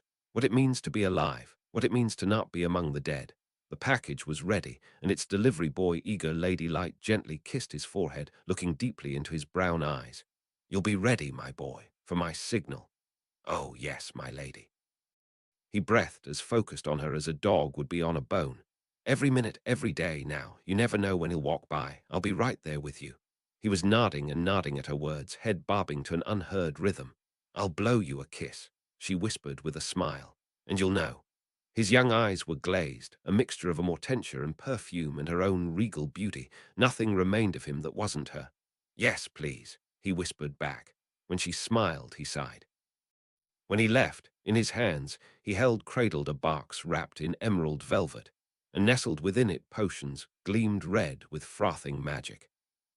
Chapter 35, Tears of Violet. 2001, Harry paused, hand outstretched to pass his wife the large tome that had dropped off her desk. Something was off. What? She sounded annoyed, surrounded by books and papers in their shared working area. Harry had paused on his way out of the room to retrieve the book from the floor. Nothing, he said with a shake of his head, casting off the odd sense of change to place the book gently down. But she had already turned her attention back to her potions work, and he knew she hadn't even heard his response. They were both guilty at times of tuning out the other person when they got into their work. Now that a month had passed from their wedding, the novelty of being bound had begun to wear off. They were simply Harry and Hermione, as they had always been, with perhaps just a little extra sense of each other thrown in. Harry left the room and padded down the hallway, opening the door to the empty warded stone room he used to perform his more delicate experiments, or as Hermione deemed them, disturbing. Here he had gently tore Brennan apart in his search for the source of the broken pattern. Here he had once held a fragment of Lord Voldemort's soul inside a locket. And here, now, he worked on creation. His meetings with the Weasley twins and Clifton took place monthly or as needed. His strategy of infiltrating mundane government officials through the use of various healing potions on loved ones was already underway. Time seemed to pass slowly when things had to be done in such small increments. He had to make contacts, make friends, had to build a reputation both for himself, as a person studying engineering in college, and as a wealthy investor into medical research groups. He had to construct a natural evolution of thought that anyone outside looking in could legitimately follow, instead of looking deeper, beneath the veneer to the impossibilities underneath. But here, in this room, he didn't have to pretend. He didn't have to abide by the rules. Harry stretched out his hand, and the creature formed elegant long wings of blue on a curled brown body, orbs of blue staring out from its face into his own. Hello there, Harry whispered, and watched life bloom in quickening color, the process seamless with practice. He placed the hybrid cat eagle onto the floor and stepped away as it stood, long tail lashing, ears flickering and wings rustled for the first time. Every day he began with this same design, his favorite by far. He had made Kneazle owls and panther griffins, dog snakes and horse cows. He had melded 3 animals and 4 and 5, taken small pieces of each and large ones. But of them all, the only one that seemed truly beautiful had been the first he created. Perhaps cats were meant to fly. Hadn't someone in the past already deduced as much with their griffins? Harry placed, at the end of every blue feather, a speck of diamond purple, as he did on each talon that tipped its furry brown paws. In its chest, he wove fire in scarlet streams. For the fun of it, he gently lay a length of silver and gold threaded down its back. Complementary colors, purples nestled in light brown, borne aloft by palest blue and deeper violet. Harry sat and watched it approach, always the same hesitance, always the same caution. Every time he created it anew, its experience with life reset. He ran one finger down its chest and marveled at the sound of its rumbling purr. Then, as always, with a deep breath of regret, he killed it and shredded its substance back into the invisible atoms it had come from. And he returned to where he left off with his previous line of experimentation, placing magical ability inside a non-magical entity, or, as with the current attempt, making a phoenix out of a parrot.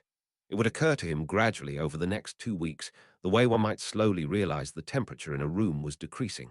First, the sense of something different. Then, perhaps, a shiver. The feeling of a chill creeping up the arms, cold fingers and toes. The urge to shift and seek out warmth. The realization that it was colder than it had been, than you are used to and comfortable with. The click of knowledge abruptly sinking into place, spurring action to rectify the situation.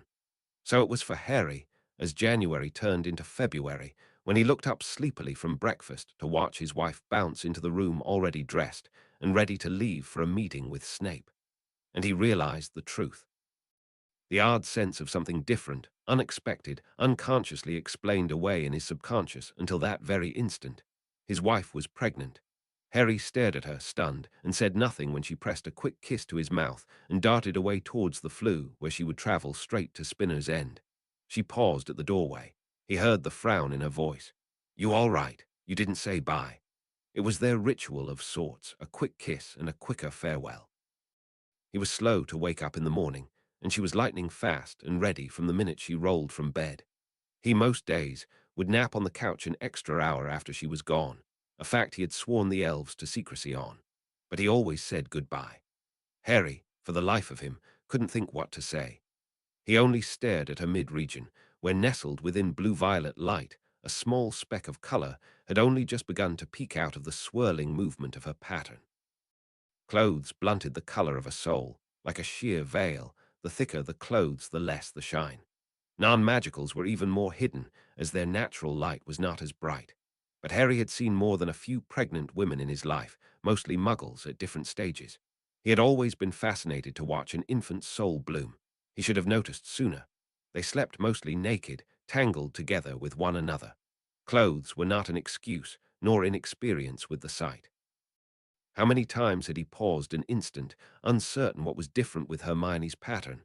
Harry quickly looked her from head to toe, trying to discern the other changes, and failing.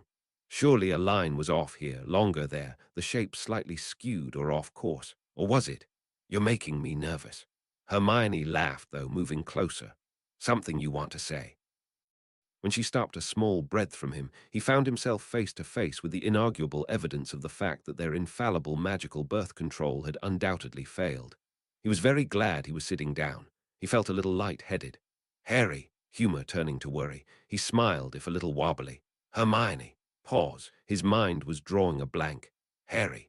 She drew the word out and sat, hands gently cupping his face. "Speak."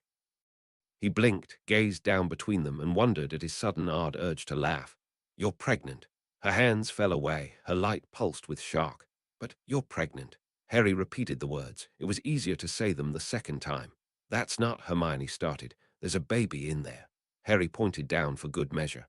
"I know what pregnant means," Hermione snapped. "I can't be. I renew the spells every week." He didn't look away from the sight of the new soul between them. He found himself fascinated on another level entirely. A new soul, a new soul. Stop looking at it. Hermione folded her arms across her stomach, almost protectively. You're wrong. I can't, Harry admitted sheepishly. You've got a person in there. Oh my God, Hermione moaned. How did this happen? Well, the mechanics are obvious. Don't even go there. Hermione growled. How did my spells fail? I never miss one. He had never paid much attention to the spells she used to prevent pregnancy. He only knew that, traditionally, witches were the ones who used contraceptive magic, as they could be cast once and have effects lasting nearly 2 weeks, though once a week was standard. Wizards, on the other hand, had to get by with options that lasted a mere 6 hours. Harry had learned those spells, but never used them for their actual purpose, more out of curiosity. His mind slowly began to put possibilities together, moving on from the fact of the pregnancy and onto the how of it. But Hermione beat him to it, and he knew when she had by the way her life sparked like a hungry fire. The wedding ritual. She practically snarled the words. All that foreign magic must have diluted or disrupted my spells. I should have thought to use physical protection. I am an idiot. No, you're not. Harry replied automatically and was summarily ignored as Hermione continued her tirade. Your mother, Neville's, your birthdays, idiot purebloods wanting heirs. She emphasized each word with a finger poke into his side. He winced. I guess the math, he began, but she was on a roll. 9 months after the wedding. I made sure there were not conception or fertility charms woven in, but never considered, oh, for the love of I can't even begin, my mother. She had lost him, but he wisely stayed silent. I can't believe this has happened. Now she sounded like she was going to cry. He slowly put his arms around her, relieved when she collapsed into him instead of pulling away. I'm so sorry, Harry. You trusted me to take care of, to prevent, and now, not ready, can't brew potions. Stop, Harry said firmly. I'm not blaming you. Honestly, I didn't think of this being an issue either. But now that it had happened, he was oddly surprised at how not bothered by it he was. He was terrified, of course, on one level, but he was also incredibly fascinated by the sight of a young soul, barely more than a flicker of color. He was already eager to watch it grow. And while he knew abstractly the content of a soul was not based on the genetics of the parents, he still felt that somehow more than just its body was made by the two of them. Who did you used to be in another life? Harry thought. Why did you choose us if you had a choice? Will you like me? Harry, there are things. Harry made a noise when she drifted off, eyes still locked on the soul. Was it truly blue, or was it overshadowed by Hermione's larger color? Or was that a hint of green? There are potions, Harry, to stop this. The words were slow to sink into his musing mind. When they did, he felt his second shock of the morning. Of course there were. Magic was, as usual, effective at solving the nuisances of the magical world. Of course, they weren't ready to be parents. He couldn't even fully comprehend the idea of having an infant and what it involved. How it would change the lifestyle they were only just beginning to settle into and discover. He didn't know what a baby ate, or played with, or how long it needed constant companionship. They had their respective schools and careers, their dreams. They had only talked about children as something that might happen far, far into the future. They had a cat. Could babies even be around cats? Was that a rule? What about owls? Would they need to hire another house elf? Did house elves know how to take care of children? He would need to get books on that, on everything. He would need a great deal of books. And there he was again, full circle. His mind returning to what he needed to do to raise a child, rather than to get rid of it. And it was a child. He could see it with his own eyes. But did Hermione feel the same? And how could he even ask? Or was she trying to ask him that same question? Do you want this? Can you want it? Who decides? Why didn't marriage come with a text on how to ask the hard questions? I know, Harry said softly. Is that what you want? Is it what you want? She returned. Harry shook his head. I asked first. And how do either of us make that decision now, just like this? Shouldn't we? I don't know. Think about it. Yes, probably. She agreed and pulled away to stand. I'm late. We can talk tonight, all right. You can think about it. He wondered why that felt like an accusation, and why he felt bereft when she left to the sound of a roaring fire. Hermione pounded the rock into powder with heavy, angry hands. She grounded it like she wished she could ground her emotions, to dust. Her fist tightened around the pestle, each motion making a harsh, grinding sound. Pregnant. I might be pregnant. She didn't feel pregnant. She didn't feel different at all. Hadn't been overly emotional, hadn't had any cravings. Weren't pregnant women supposed to want weird food? And she hadn't been even a little sick. She should be puking her guts out like her aunt did, for months, or maybe that wasn't supposed to happen yet. She would only be 6 weeks along. She didn't even know what stage of pregnancy that corresponded to. She didn't know anything at all, and hadn't really wanted to know. Even her monthly inconvenience had still happened, right on schedule. Was there something wrong with her? Or with the baby? The worry that spiked through her at that thought, for some reason, infuriated her further. I didn't ask for you. With each word she ground pestle into mortar, and imagined she could hear the talc whimpering in pain. Trouble in paradise. The snide words infiltrated her tirade, and she froze. Master Snape stood leaning in the doorway to his preparation room, hands crossed over his chest. His dark eyes didn't waver from hers. She looked down at the pestle in her hand and released it with a sigh. I'm fine. So says everyone everywhere when they have no desire to discuss the issue. She opened her mouth to reply, but snapped it back closed when he continued. Which is fine by me. I have no desire either to delve into the depths of your personal life. I merely want to make certain you don't ruin my ingredients in your fine state. Her heart was beating oddly. She wanted to laugh and she wanted to cry. Oh no, maybe I'm feeling this way because I'm pregnant. Oh no, oh no, oh no. Can I still brew potions if I'm pregnant? She said the words in a one wild rush, feeling herself flush scarlet. Somehow, just saying that word aloud to this man was like talking about, well, having to use the bathroom, or genitals, or something. She couldn't look at him. She wanted to crawl under a rock. And also, conversely, she was very angry to be embarrassed. Women get pregnant all the time. She had nothing to feel odd about. It was a natural part of life. I will adjust your upcoming potions accordingly, Mrs. Potter. You will need to read a provided text on ingredients and reactions that may affect fetal development. Wear the proper gloves, and there will be no issues. Is that all? She finally glanced up to see he looked as annoyed and impatient as ever. Somehow, that made all the difference in the world. She smiled. Thank you, Master Snape. He turned away and left with an aggravated sound. She wanted to laugh. And considering that she had gone from sad to embarrassed to furious and back to humor, she admitted it to herself. I'm pregnant. And maybe that's not the end of the world. Harry passed the day in a haze between worry, sadness, worry, shock, and more worry. He worried about how Hermione was taking things. He worried about what she wanted to do. He worried about his own potential responsibilities. He worried about child-proofing a magical house. He worried about the child's potential for accidental magic inside and outside the womb. He worried it might not have magic at all. He worried on his way to classes that Hermione would want to remove the child. In class, he worried she would be angry that he did not. On his way home, he worried she might want to keep it, and he knew nothing about children. Then he paced the hallways of Grimmauld Place and worried about who and how to ask for advice, while the house elves avoided him due to his mood. He worried about being so worried. He was sick and tired of being worried. By the time Hermione walked out of the flue, he was ready to speak his mind. Then he looked at her and saw her mouth part in a smile. I know this is unexpected. She began before he could speak. And we need to talk about it more, a lot more. But I think we can make it work. This. This can work if we both are in it together. I do. Harry quickly walked to her, skirting the edge of one table by long habit. We can. Very erudite. She laughed into his kiss. We'll see how you feel when it's time to figure out diapers. Magic, darling. Harry grinned, the worry evaporating like smoke for the moment. It's wonderful at cleaning up messes. They held each other then, both shaking with something like laughter and something like fear. It was hard to tell the difference in that moment. The two emotions were so intertwined.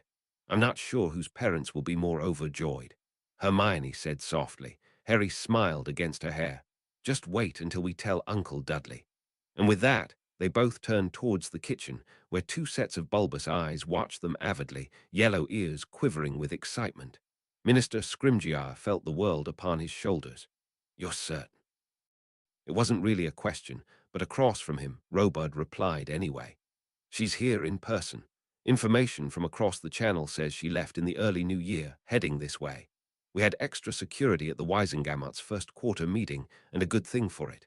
2 known operatives were spotted, but they had hung back. Looking for an opportunity, most like, but not betting on it. And that's what worries me the most, Minister. They've got other plans. Scrimgeour ran one palm across his desk, feeling the wood grain, concentrating his thoughts. Is it possible they plan to move into open terrorism? So far, they've just been heavily into illegal smuggling and potion production. But you sound like this is about more than illegal trade. She's here, sir. She doesn't travel, not that we've ever documented. And Lux Samba likes to make a statement. We've incarcerated dozens of her people now, have information on the identities of dozens more. We're months, maybe a year, away from eradicating the British cell entirely, mostly thanks to being able to break through their warded areas before they have time to flee. Even without that edge moving forward, we've reached a critical juncture. Recruitment for the group is in the negative. Word gets around the darker crowd. The types who want easy money don't want risk this high involved, especially with— Robard stopped mid-sentence, looking uncomfortable. Scrimgeour's eyes narrowed. With what? Robard sighed.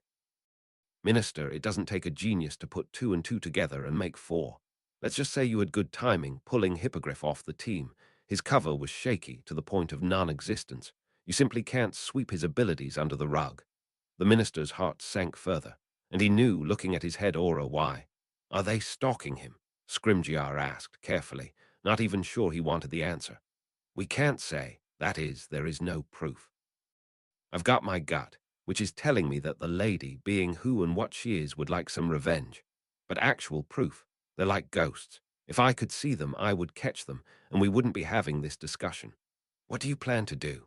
Rufus turned in his chair, looking towards a window spelled to show a landscape straight out of his childhood, old trees and older stones. Robard sighed. By the book, increase security in major wizarding centers.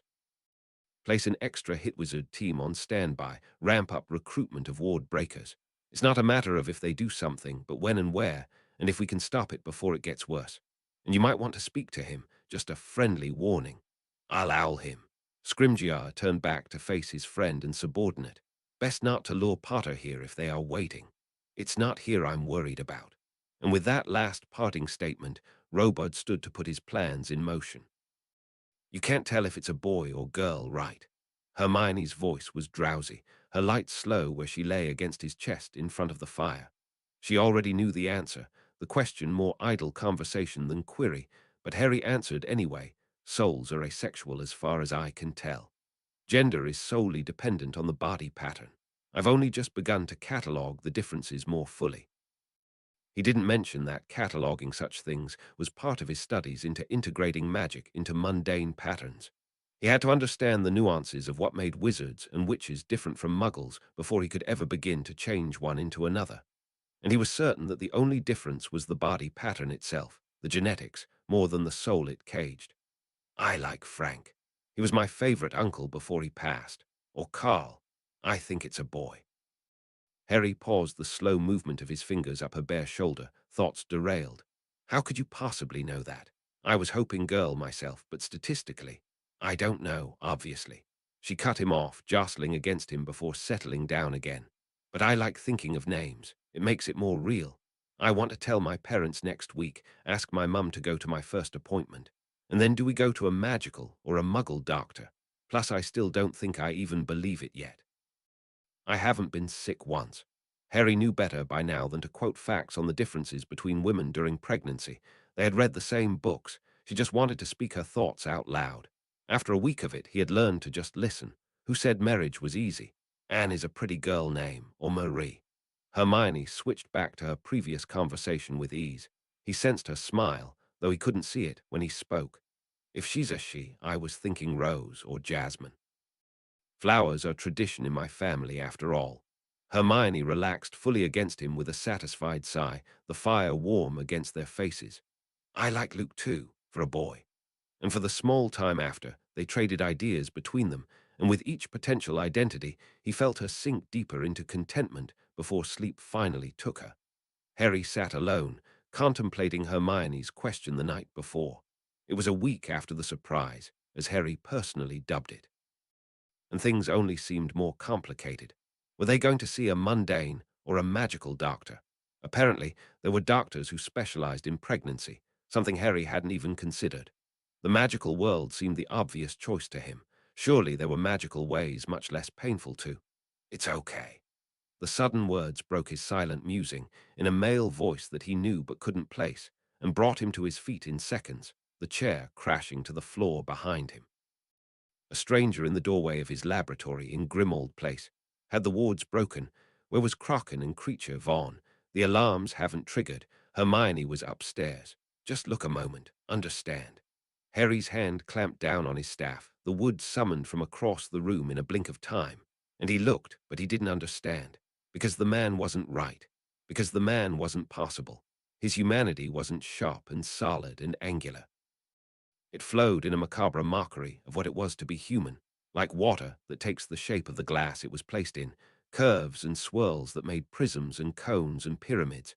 And those geometric shapes gleamed with black suns and white shadows, a cage of dark light that held inside it emerald color, the verdant shade shining through the fractured cracks of its green soul. Harry took a step back and felt the acid touch of fear in his gut. He had never wanted to flee an enemy before. They say you should never go back and meet yourself. You might kill your future after all, or your past. But I know it's far worse looking through the eyes of your past self and seeing what you're going to become and wondering why. A breath, while Harry reeled in the silence and fought to remain steady, while he felt an odd sensation spread through him, an ache in his body and his mind as he struggled to come to terms with what he saw and felt, and then the other spoke again. And I'm going to lie awake in the middle of the night and wonder why I decided to do it this way, this time. Why not only minutes or hours of time, which is far safer? Why take the risk? Time is such a fickle thing. I'll learn I can't change it. I can't stop it from plodding along on a giant wheel of inevitability.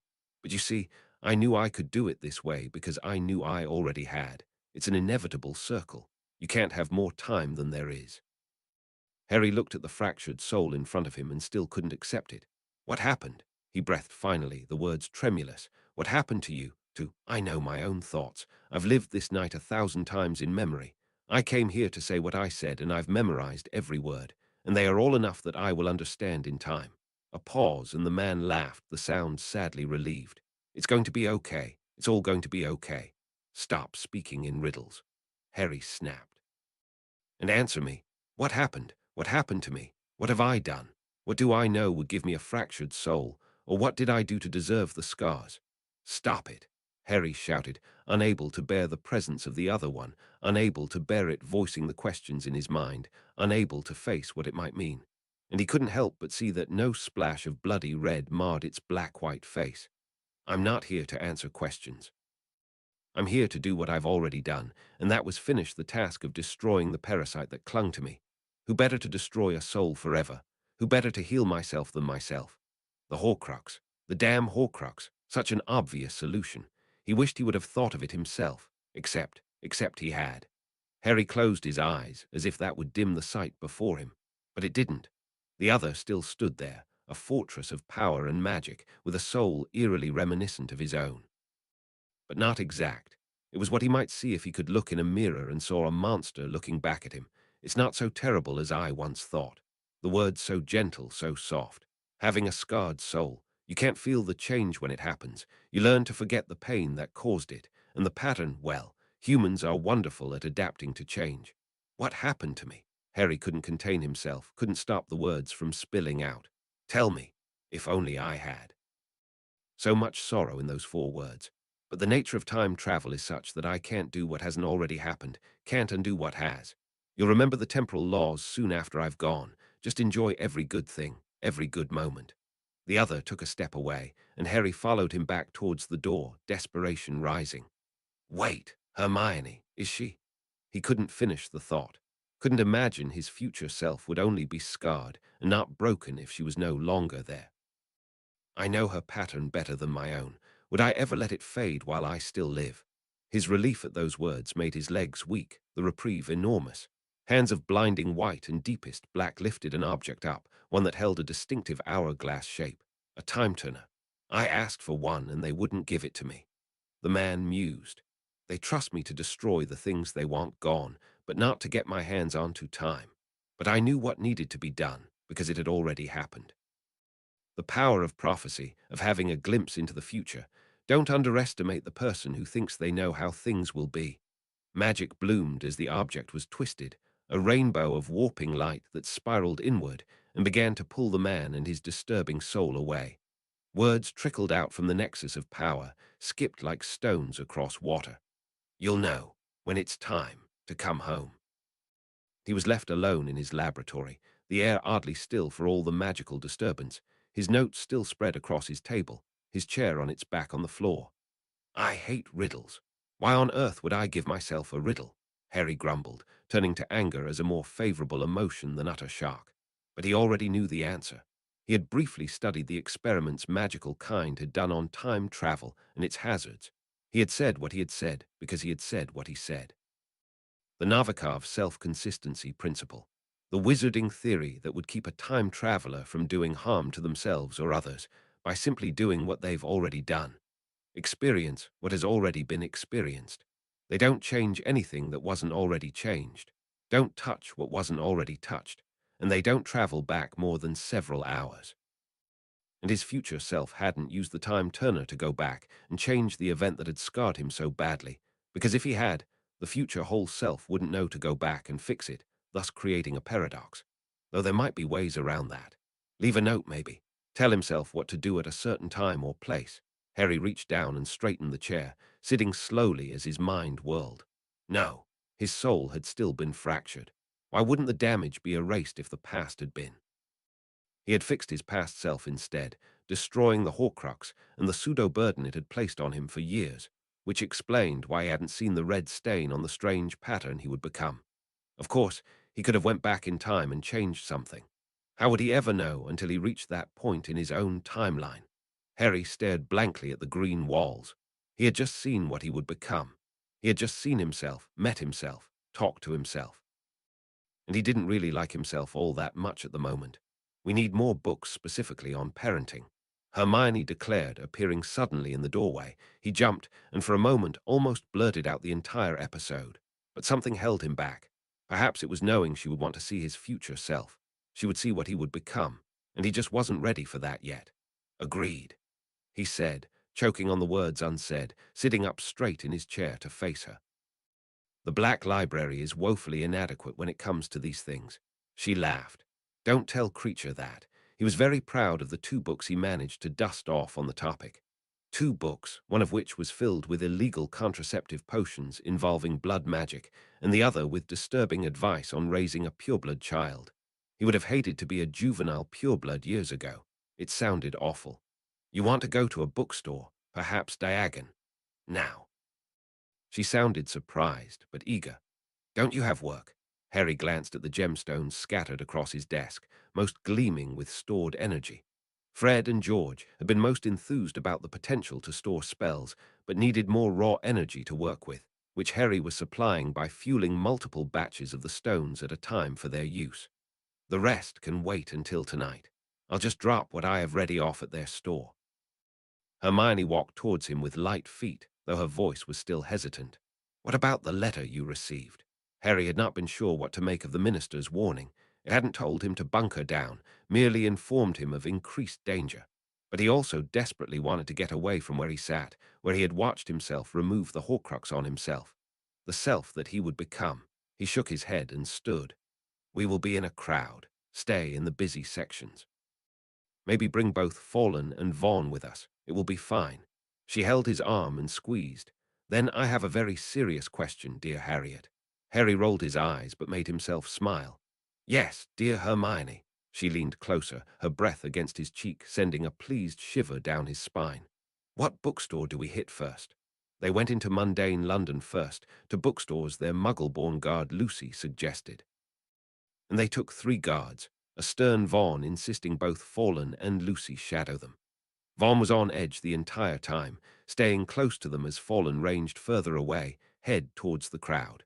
Lucy, playing the tour guide, still kept her wand casually in her hand, gesturing like a conductor of a band. An outsider looking at them would probably think she was just eccentric, the way she bounced and bubbled out words, eyes always in motion. Harry knew that, like Vaughn, Lucy was very much aware of every single person who approached them, which in Muggle areas were none with the exception of one helpful bookseller. Harry was grateful none of the guards mentioned that they were browsing the pregnancy shelves. They had no doubt made their own conclusions, but Hermione insisted they officially tell their respective families first. Still, Harry had caught Vaughn giving him a subtle thumbs up, which had only made him grin and get an elbow shove from Hermione, who didn't miss the gesture. As if it was all you're doing, she muttered, then read aloud a title that made him grimace. Some things he would rather not know about the mechanics of pregnancy and childbirth, personally. After a quick lunch, they dodged Saturday mundane traffic by apparating straight into Diagon from an alley, Hermione carrying Harry sidelong. He still was not very confident at apparition. Harry, or Harriet, as he was with his red wig and quite strange-feeling female clothes, let Hermione tug him along into one store after the other, trying to act less eager than he really was. When Hermione was distracted, he asked Vaughn to gather some of the more masculine-looking parenting books. Surely everything wasn't just for witches, right? He wanted something that didn't make him uneasy when its title was read aloud. Was with numerous bags stashed away into bottomless bags that they approached Weasley's Wizard Wheezes and stoically bore the twins' hilarity at meeting Harriet. "You're the best-looking lady I've ever seen. Just lovely," George proudly boasted, kissing one hand that ached to slap the smug wizard across his brown head. "Look at these delicate hands." Hermione giggled into one blue-violet hand of her own, while Fred pretended to fight his brother over the poor hand in question. Harry jerked away with a growl.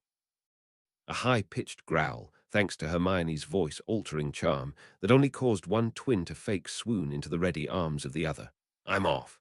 He folded Hermione's hand under his and gave the twins a withering scowl. "Be still, my heart." Fred sighed. Hermione drug him from the store before Harry was tempted to make that statement a reality. "Those two are incorrigible," Harry grumbled. "I like them." Hermione laughed. "Excuse me." The question was hesitant, and he almost missed it in the passing crowd. He paused, causing Hermione to slow to stop with him, and turned. The speaker was a brown soul, pattern feathered through with the powder blue of strong Vila ancestry. Are you him?" she whispered. Harry frowned, though he knew immediately that yet another someone had seen through his disguise. Vaughn drifted closer, even as Lucy and Fallen both fanned out, faces to the crowd. "Probably," Harry admitted, curious. "Can I help you?" "Oh." She waved one hand absently. "I just, wanted to say I'm so proud of your advocacy for werewolves. The papers never said much, but I could tell you were involved. I'm a half-breed myself, and the stigma of being half-human can be hard to bear at times." "I'm sorry," Harry murmured, a bit at a loss. Hermione was tense at his side, aggravated by something. The lady raised one hand and made a gesture before leaving with another quiet farewell. "That was odd," Harry said with a frown. Hermione growled. "She was hitting on you with me right there. If she knows you, she has to know I'm your wife." "Surely she wasn't." Harry was offended on her behalf. "She blew you a kiss, Harry," Hermione emphasized, "and she was trying to use her glamour, I could tell." She was stomping at his side, and Harry pulled her closer with a smile. Color swirled around them like a reef surrounded by fish in the ocean, vibrant and bright. "I promise I'll only ever be your Harriet." Hermione tilted her face towards him and smiled. Her mouth opened to speak, but Harry heard another voice, so close, too close. "For the Lady of Lux." At the word lady, he had begun to turn. At the word Lux, he knew he had no time. No time. His power had only just begun to rise at the last raised exclamation. Vaughn had only just begun to lunge towards a nearby soul. Hermione was still smiling. Heat, like water, like suffocating pain. Scarlet threads of fire that became his entire world, blasting his skin and sinking deeper, gnawing with red teeth. Harry had no time, but something else did. Over him came the cool black white of silk, flowing between him and painful death, and chasing the fire under his skin like the shadow chases the light of day and smothers it in night. He was alone himself, standing naked in a sea of white night and black stars, and the world was screaming. High wails of pain and terror, cries of horror and despair. He thought, in an abstract, painful way, that it sounded a bit like the veil calling out to him. Then the white shadow sank deeper into himself, the cloak in all its impassibility a living thing, sinking under his skin, the stone in his heart the only hot flame that remained, and he knew he was whole. He was alive. He was untouched. The cloak parted from his sight at a thought, and the world came back into being, and it was worse than any nightmare he could ever have imagined. Fire ate at the splintered patterns of nearby storefronts. People lay, some in pieces and some intact, dead and dying. He saw red eating away at green wood and green souls alike, all mismashed on top of mostly untouched purple cobblestones. Screaming, all of them. The wood hissed its own cacophony as windows splintered and glass fell, as people that could ran and people that couldn't cried. Potter! Harry didn't turn. He could see just fine, as Fallen, mostly whole but for the color leaking down his face, approaching at a run behind him. We have to go now. Harry didn't flinch when the man tried to grab him. He merely made the space between them solid. No, he said, and his voice was his own now, masculine. Hermione's charms burned away in the same fire that had he stood and looked at the empty spaces around him. All the empty spaces. The white of the dead, too many to count, the souls fleeing above at the shock of death. A ghost was beginning to form, a broken soul of yellow. The white pieces, an arm, a leg, half a torso, the smell. His throat was tight. He wasn't sure he could breathe, with the stench of burning chemicals and burned flesh. Wasn't sure he could ever speak again, or even hear himself over the dying. Fallen threw something over the barrier between them, magic guiding a woolen long coat over him. Fallen's familiar magic transfigured it mid-flight into a robe, molding it around him with the skill of much practice. Harry, we need to go. It's not safe. Fallen's voice, so gentle now in its urgency. Let me closer, please. There's nothing we can do. Nothing. Impossible. Impossible because Hermione couldn't be gone. He couldn't be alone. He should have died, would have, if not for the cloak. They were meant to die together, not alone. Not alone. Not her. No. Hermione. Harry said aloud and felt his heart move inside his chest, the stone working its own impossible magic. Blue-violet light, so familiar, so wonderful. Oh, Harry, she whispered, and he heard her tears. Oh, Harry, no. No body to her, no pattern of physical form. She was as his mother had been, color with no substance, spirit with no touch. Fallen was wheezing behind him, choking on smoke or shock or tears. Who knew, who cared? They're dying, Harry. Hermione whispered to him. I can feel it. You can save them. Why? He whispered back and wondered at the question himself. It's who you are. She was crying tears of violet. You save people. Harry looked around, truly looked at the ruined color and the fiery stain. We all die. Even to himself his voice was not his own. His heart burned. Not like this. She returned. Please. He reached one hand out to her, touched a cheek that was painfully cold and hot at the same time. Felt his touch move beyond what was not skin, pass through like air. He felt tears on his face and knew he was crying. Then he turned away from the love of his life and made the fire into rain. Lucy thought of herself as a simple woman. She had simple hobbies, knitting and scrapbooking respectively, and simple habits, good and bad. She was intelligent, sure. She had done well in school, perhaps not the best but also not the worst. She had a small family who loved one another and her, all of them mundane and still a little weirded out by her magical ability, and which side of the family it might have come from. She had signed up for JTP because she couldn't find a decent job in the magical world, and because she was a simple woman. She had never expected to be assigned as a bodyguard to a wizarding celebrity after her required months of training. She had certainly never expected to die, either. Death hadn't been a heavenly city. It had been her childhood home in the country, a forest of trees as tall as her child's self remembered, and her adult self knew couldn't be true. She heard birds singing, saw the rustle of them in the brush, calling to one another. And sitting beside her on a large trunk, half-rotten and smelling of moss, her mundane grandmother smiled at her, just as she remembered in her fondest memories. Grandmama Agatha, though the older woman was now young and radiant, smiling with all her teeth, eyes clear of the fog of age. A soft, large hand in her own, pulling her close in a sideways hug. I love you, baby girl, and your ma too. Tell her that for me. Sure, Lucy said softly, and how odd it was that the simple request made perfect sense, though her grandmama had been dead and buried for 10 years, and Lucy had the distinct knowledge that she was dead now, too. Run along home now, he's calling. The forest, the birds, the tree trunk, and her grandma, all of them fading away as the sun brightened exponentially, as clouds covered that sun and left shadows across her face. So bright she squinted, so dark she shivered. Lucy, Lord Potter's voice, and she was opening her eyes and looking up into his. Simple green, and so terrifyingly beautiful. Smoke and ash, and the sound of people crying assaulted her, but she couldn't look away from the eyes that held her pinned down in a body that felt too alive, too real. But she was still a simple woman, really, and it seemed she still had one simple job to do. When he looked away, moved on to another broken and burned body, she stood up and fixed torn clothing, what was left of it to be fixed. Lengthened her robes past her hips at least, and found her partner with her eyes where Fallen stood, wand at the ready and face set. Watch the perimeter. They will be watching. The older man said gruffly, voice roughened by smoke or emotion, she couldn't tell.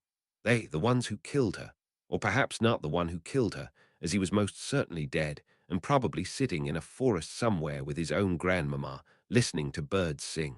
But the ones who sent him. And if they were idiot enough to try to kill the blind sorcerer again, she supposed she would be there in the way again, and maybe that wasn't so bad. She loved her grandmama best after all. Lucy found herself smiling slightly at the sudden thought that she was in one sense a zombie, like any horror movie, a guard who was killed only to raise right back up and bite the one who killed her. Did you die, too? Lucy had asked simply in the smoky alley, surrounded by people who lay huddled together, desperate eyes fixed on the one she was supposed to be protecting. No, Fallen said. No, and maybe that was why he sounded so sad. He didn't know yet what she knew. Dying wasn't all that complicated after all. It was really quite simple. When the first hit wizard team arrived, exactly 5 minutes and 32 seconds from the first reports of an explosion in Diagon Alley, the first auras on the scene were standing still and quiet, in an alley oddly silent for the occasion. There were muffled sobs, quiet chatter, all eyes fixed upon the center, where soot had stained outward in a circular pattern to mark where highly reactive potions had been set at a catalyst and pushed over the edge into explosion. Exora Fallen stood beside the auras, shoulders rigid and wand in hand, side by side with a witch, whose robes ended at the knees, though her legs looked oddly untouched by what must have burned away her clothing. A man in a simple brown robe stood over a line of people sitting upon the ground, testing their limbs like newborn foals. And as they watched, another person formed under his eyes. Or was it reformed? Pieces seemed to come from multiple areas to coalesce together. Yet, still a dead boy. Till it took one breath and then another, until he coughed and called out for his mother, a woman who rushed from the silent crowd to gather him close, pulling him away from the silent man. At his side, a familiar witch stood, and her feet, oddly enough, did not seem to quite touch the cobblestones. How many dead? A gruff voice demanded, loud in the hushed alley. Was a lot. Now, not so many. One aura said. Maybe only a dozen now. The fire, another hit wizard asked. We were told. What's going on? Muttered another. He put it out, right before he repaired those windows. Like nothing, like nothing. The same aura said, voice wondering. Like fucking Merlin. A witch among them declared. That's what it's like Merlin, the blind sorcerer. The murmured title drifted through the crowd, from one ear to another. The man turned, and the leader of the hit wizard squadron, dubbed Owl, saw eyes of gleaming green fix upon him. Felt that gaze to his soul, making him sway in a way that was very unprofessional, which made him angry. He didn't like to be looked at that way, to feel insignificant. Then the gaze was gone, and another person formed from fragments, and another. And while they came together, another window, shattered upon the ground, picked itself back up and put itself together.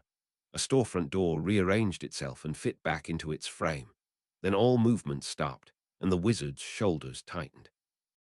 That's all I can do, the blind sorcerer said. The rest are too far gone, I'm sorry. A man began to cry. A woman stepped forward, pleading for their daughter, calling out her name, begging. Other voices blessed him, thanked him, swore they owed him their lives in payment. We need to interview these people, see what caused the explosion. Someone take a head count of the missing. Owl's leader commanded, then tried not to flinch when the sorcerer approached. Tell the minister it was Lux Samba. I will. I will speak to him soon. And with that, Fallen stepped forward to take the wizard's arm, and with a parting look of commiseration with the hit wizards, the two disappeared along with the half-dressed witch, and the oddly floating, mournful Lady Potter faded away with them. Harry had assembled the patterns around him in Diagon Alley on pure instinct, had summoned their souls with the names their loved ones called them. made their hearts beat, their life flow. But he couldn't reassemble the people whose bodies were completely gone. Even with their names, their souls had no body pattern. If he made them live, their own loved ones would not know them. They would not know themselves. What was a man in another man's body? How could he make that decision? How could he not? He had left to the sounds of those whose loved the ones he wouldn't save, pleading with him to do more of the impossible. He could still hear the screams echoing down his memory and his spine. In Grimold Place, in his warded stone room, Harry knelt on his knees in the center and closed his eyes. Behind him, Fallen and Lucy waited where he asked them to, silent as he asked them to be, patient. Lucy had been dead, the lower half of her body gone, the upper half mostly intact. She had been one of the easier ones to fix. Her soul familiar to him when he called her back into herself, her death a state of mere moments. Perhaps that was why she was silent now. Perhaps she had realized that she had been dead for those moments, as Vaughn was still dead, as Hermione was still gone. Both gone as half a dozen souls in Diagon were also gone, as he should have been gone. Vaughn, Harry said aloud, and saw his friend and guard's soul coalesce, blue-green, Bangladesh green, unformed form and weightless weight. Harry, I'm sorry. The wizard began, but Harry held a hand up in a gesture for silence. Why did the dead keep apologizing for it? On the ground, on the basis of his memory, Harry wove a pattern of a body. Tall and yet not too tall, bold, large hands. Were they that large? Was the nose long or short? Had he ever noticed? What about the size of the other parts of him he'd never seen? Is bigger better? Harry mused aloud with dark humor. Heard Vaughn choke out a laugh that sounded half like crying. Yes. It felt like it only took minutes, and yet also felt like a lifetime. He was tired, so tired. He was at the end of his self. In you go, Harry murmured and wrapped power of emerald green around the Bangladesh soul and guided it inside the waiting body. The body stirred, sat up, yawned, looked down at itself. Holy hell, Harry, overkill maybe. Harry couldn't laugh. He couldn't anything. Get out, he said instead. Harry, Fallen began, stepping forward. Get out. From deep inside, the emotion welled and spilled over, the horror and the tears and the fury. Out. Vaughn leapt to his feet, and despite his nakedness, paused to clasp Harry briefly on the shoulder. Then the door was closing behind the three of them. Harry slumped to the floor and spoke her name, saw her face bloom into existence next to his own, her body curled on its side beside him, not quite touching his own. Felt the cold heat of her radiating outwards. Viola, he said gently, and spoke his fear. I don't want to get you wrong. I practiced on all the others first. I don't want to get you wrong. Did she smile? How did she feel being dead such a short, long time? How quickly did the dead begin to forget the living? A day for a day, an hour for an hour. It all mattered so much more now that he learned the answer to those questions. You'll do perfect, Harry, she said in return. Whatever you do will be perfect. He hoped so. He really, really hoped so. Slowly, with infinite care, he began to build her body from memory. An empty white husk, a pattern so beloved and familiar. He touched it with his hands and measured its width by feel. He kissed cold cheeks and wondered how her skin color would be when he had no way of knowing what it really was. He made her fingers and her toes, down to the calluses on her second and third fingers on the right hand. He made her small nose and her lips, gently made certain the shape of her ears angled correctly. Her imperfections, the things she wished she could change, he kept the same. Dip in her chin, the roundness of her hips. Throughout it all, her blue-violet light gleamed beside him, still and unmoving and unbreathing, her spirit so bright. You do want to come back, right? He asked as he neared completion, another fear he had been afraid to speak aloud. Yes, I'm here, Harry. I want to touch you again. Her hair, curly and wild. He ran a hand through its dead white strands and turned to face her spirit. Hermione, he said, and the stone inside curled and spun, fire and ice. She sighed and flowed like water from one state to another. The body, white and still, flickered with blue-violet life. Violacious. The chest rose. A breath stuttered through the air. She rose and took his hand, and together they both stood, hands clasped tightly. She was perfect. She was exactly the same. She was alive, his love. Harry, she lunged into him, curled tightly around him, and he stood so tired. He felt beaten. Too many events at once, too much to take, too much to handle. He looked between them, numb, and knew what wasn't there any longer. What wasn't there because he didn't put it there. Because he couldn't begin to know how to do so without hurting her. because he didn't even know yet its true color or shape. Not everything he did could be perfect. Harry took her upstairs, tucked her into their bed, blue-violet light, shining so perfect and true and alive. She was sleeping, a sleep he encouraged by slowing her light, pausing there a long moment to watch her breathe, the slow rise and fall of her chest. Violacious, his beautiful, beautiful light. I will come back, he promised, his fist so tight the fingers ached. Against his neck and back was warm heat, the cloak under his skin now in a way he had not yet had time to comprehend. I promise. Words to his wife, words he meant to the bottom of his soul. Then he turned and left her there. At the bottom of the stairs, two yellow lights waited, arrow straight. Perhaps house elves could smell the rage in his heart, the way merpeople could smell blood in the water. Master, creature spoke solemnly, and Harry looked at them, his power a ferocious storm as it lit their small forms in an emerald green light that sparkled with dark suns and pale shadows.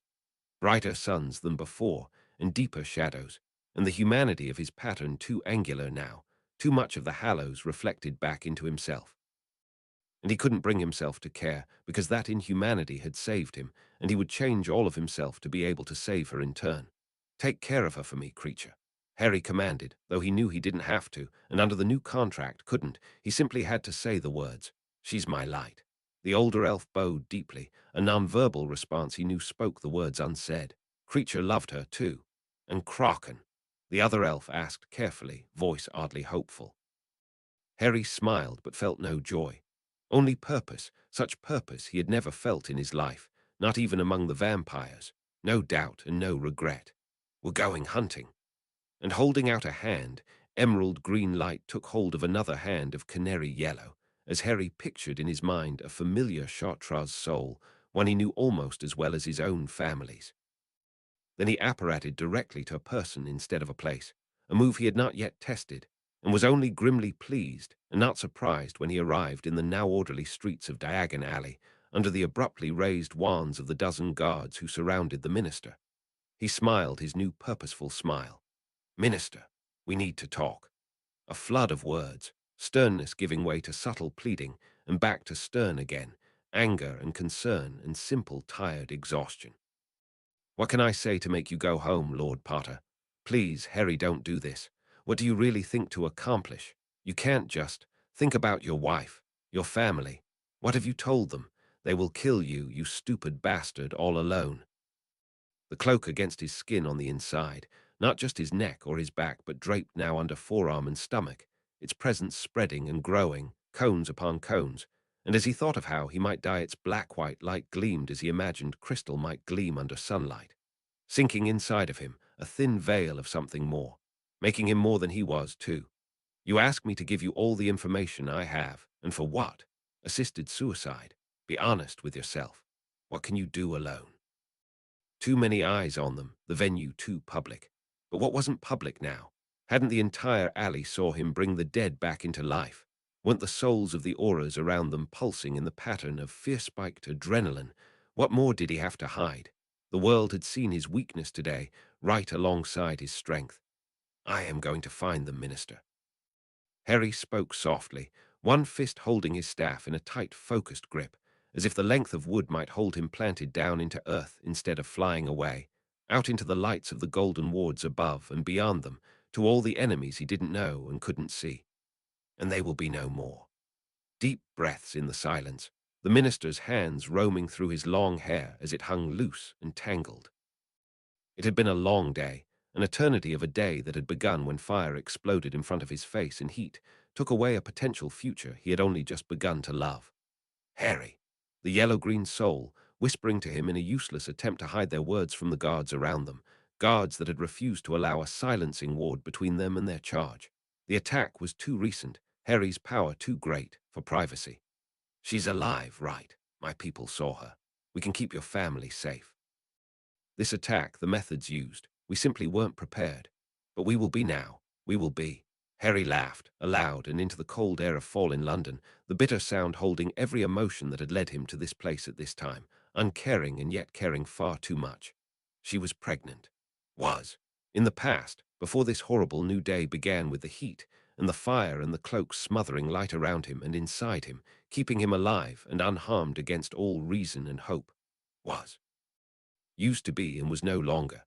That tiny, infinitesimal spark hidden inside of her, a part of him and a part of her, and all its own at the same time. A tiny pinprick of light he had begun to imagine growing, begun to imagine how its color might form, its pattern develop a fraction at a time, multiplying on itself and growing from a spark into a flame. And worse of all, worse than anything, how after the surprised shock and the worry and the amazement of discovering that life, he had began to love it, even not knowing who it was growing there, simply loving it because of what it was to him and to the love of his life. Carl or Anne or Marie or Rose or Frank, he would never know what name they would have chosen. Lux Samba had stolen that life away. And even knowing what he did, even knowing that this life wasn't the end of life, he couldn't stop the grief that pooled inside his belly like a stone, the anger that pounded inside his head like a drum. Harry, the minister's voice breaking the silence, a soft hand on his shoulder. I'm so sorry.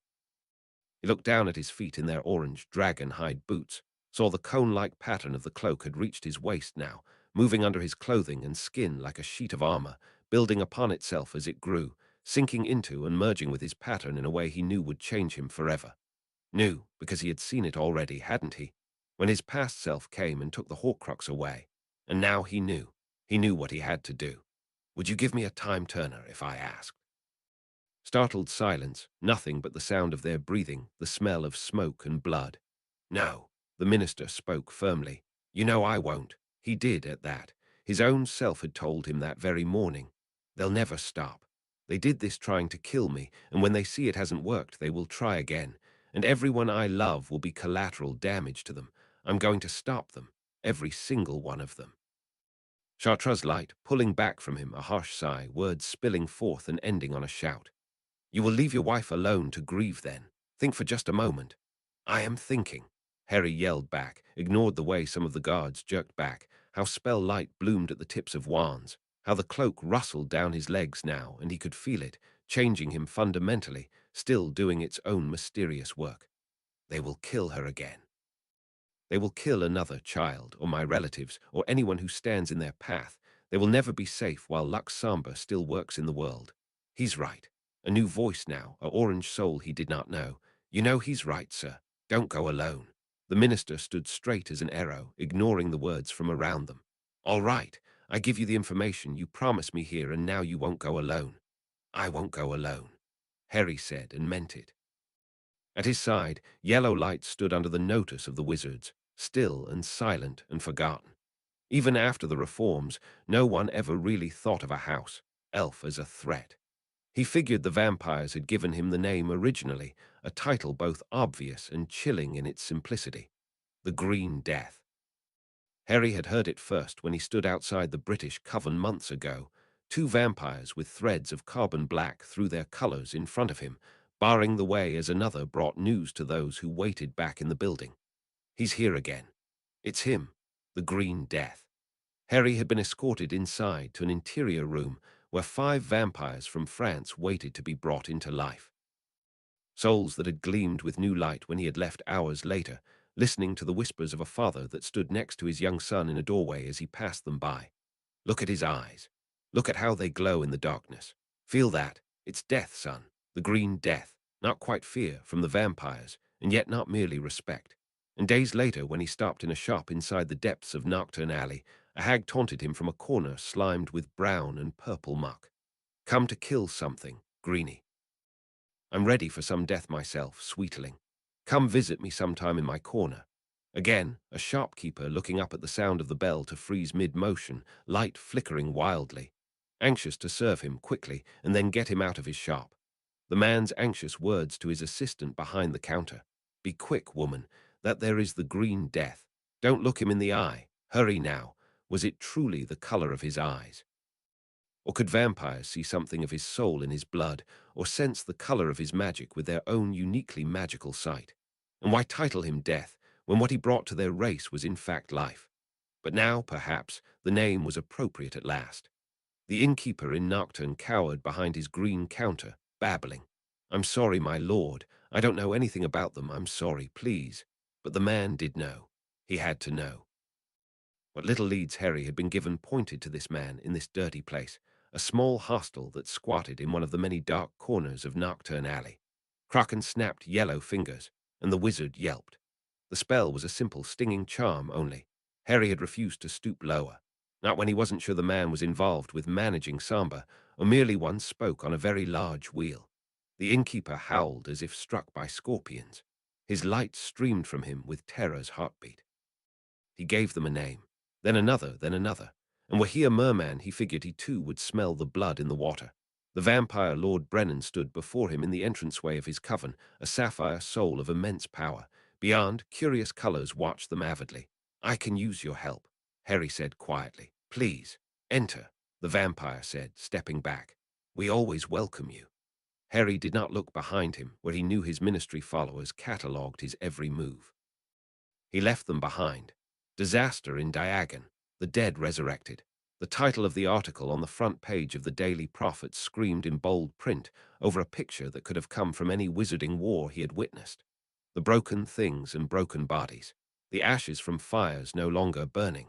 There, with his back initially to the viewer, the wizard stood over a witch who was partially hidden from view, but not enough to hide the fact that she was dead, should be dead. Even as her legs mysteriously reattached in the slow-moving picture, the wizard turned towards the camera, light eyes gleaming even through black and white magical ink. Or were the eyes dark? It seemed a trick of the light, how they changed in a moment. Then the loop continued again, the dead witch, the back of the blind sorcerer, the disaster. Albus Dumbledore put down the paper and held his head in his hands. What should he do? What could he do? What could anyone do? The article was sparse on facts and rife with speculation. The attack, the deaths, the fire. Witnesses claimed that Lord Potter rose the dead back to life. Others claimed he had not, that their own hadn't been so blessed. Blessed, as if Potter was a guard, or Merlin, not really a man at all, and the wizard himself had disappeared. Albus's source inside the ministry claimed he had spoken with the minister, then was simply gone. Only a day, not even, and one act throws all his plans into disarray. If Potter was truly gone, who would stop the new soon-to-be bearer of the Elder Wand? Who would take his place? He was so close to allowing the exchange. Now he needed to hold the eager man back until he was certain Potter was close by. No risk. No risk could be allowed. He would die before he let the wand go to any other. Hermione stood alone in their bathroom and stared at herself in the mirror. She didn't feel different, and that was the oddest part. She felt as she always did, comfortable in her own skin. The shape of her was right. Harry had been meticulous. Poor Vaughn hadn't fared the same. The man hadn't stopped stumbling since he had come back from the dead, and he was still stumbling around downstairs, too uptight to return home and leave her alone. Alone. Hermione looked into the mirror and stared into Harry's eyes in her own face. She had brown eyes. Dirt brown, she always thought to herself, though perhaps the more poetic term was chestnut or some such, and blessed with perfect vision. She still had the perfect vision. Her eyes felt like her eyes, but they weren't. They were emerald green. Maybe they didn't hold the same weight Harry's did. They didn't stare beyond her or into her. They didn't gleam, but they were green, just like Vaughn's were now green. And her hair, curly as it always was now ebony black. Luckily, Vaughn's had always been black, even before he shaved it all off. Hermione made a face into the mirror, bared her teeth in a snarl, then smiled prettily, wrinkled her nose and puffed out her cheeks. She sang a soft lullaby, her voice her own at least, decent rhythm and all, a lullaby as her hands gently cradled her stomach. Alone. I'm so lonely, she sang aloud tremulously. She didn't cry. He figured the tears would come later, when she crawled into an empty bed in an empty bedroom in a mostly empty house. She couldn't do this alone. Hermione turned from the mirror and stalked to her closet, dressing with quick efficiency. When she appeared downstairs, it was to find Vaughn staring at himself in the hallway mirror, one hand tugging at an ear. He saw her approach from the corner of his eyes and turned, face rueful. Even my ears are wrong. Same shape, but slightly too small for this large mug of mine. You think I can get him to fix that eventually? He can, she said, then lifted her chin. When he gets home. Because he was coming home. He was coming home if she had to drag him home, kicking and screaming all the way. But first she really needed to hate him for a while for leaving her alone. Where are you going? Vaughn asked carefully, and his green eyes bothered her in ways they hadn't in her own face. They were simply wrong. There are ways to magically change your eye color. Hermione pointed out directly, not exactly a command, but a strong hint nonetheless. The guard folded his arms. I plan to. Green doesn't fit me. Now again. Where are you going? 'Cause I'm going too. I can't stop remembering what happened in that room down the hall. My parents' place. Hermione said simply. Perfect. Vaughn replied. Your mother makes the best cookies. Let's go. Hermione didn't thank him when he gently wrapped one arm over her shoulders to lead her to the flue. But she was really, truly grateful for the support. Her mother answered the door, Frame pleasantly surprised at the unexpected visit. Until their eyes met, her own glamoured, and Hermione felt the hovering grief fold upon her like a wall, collapsing to dust. She fell apart, looking into her mother's eyes. Then she found herself in her mother's arms, gathered close and clucked over, guided inside and pressed down onto a couch, as her dad tried to pry the truth from Vaughn, who said a whole lot of nothing. Probably couldn't think of what to say. Mum. Hermione tried again. Mum. Jane leaned back, frowning down into her face. Honey, what's wrong? Do I need to call Petunia too? Of course, her mother would assume something was wrong with Harry. Harry wasn't there and Hermione was crying. Harry was always there. Harry belonged there, and she was crying, crying over something she had never even held in her arms, had never even named. Mum, Dad. Hermione sucked in a deep breath and figured this would be much like ripping off a bandage, quick and brutal and done.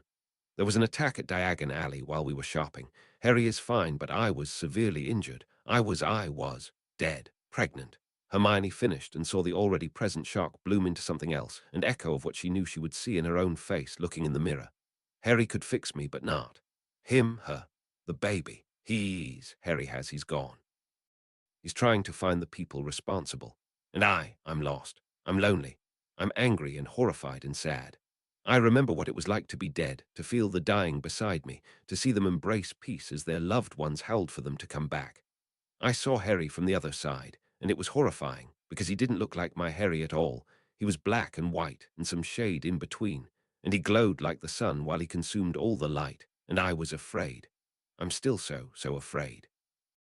This time, she didn't have to say anything.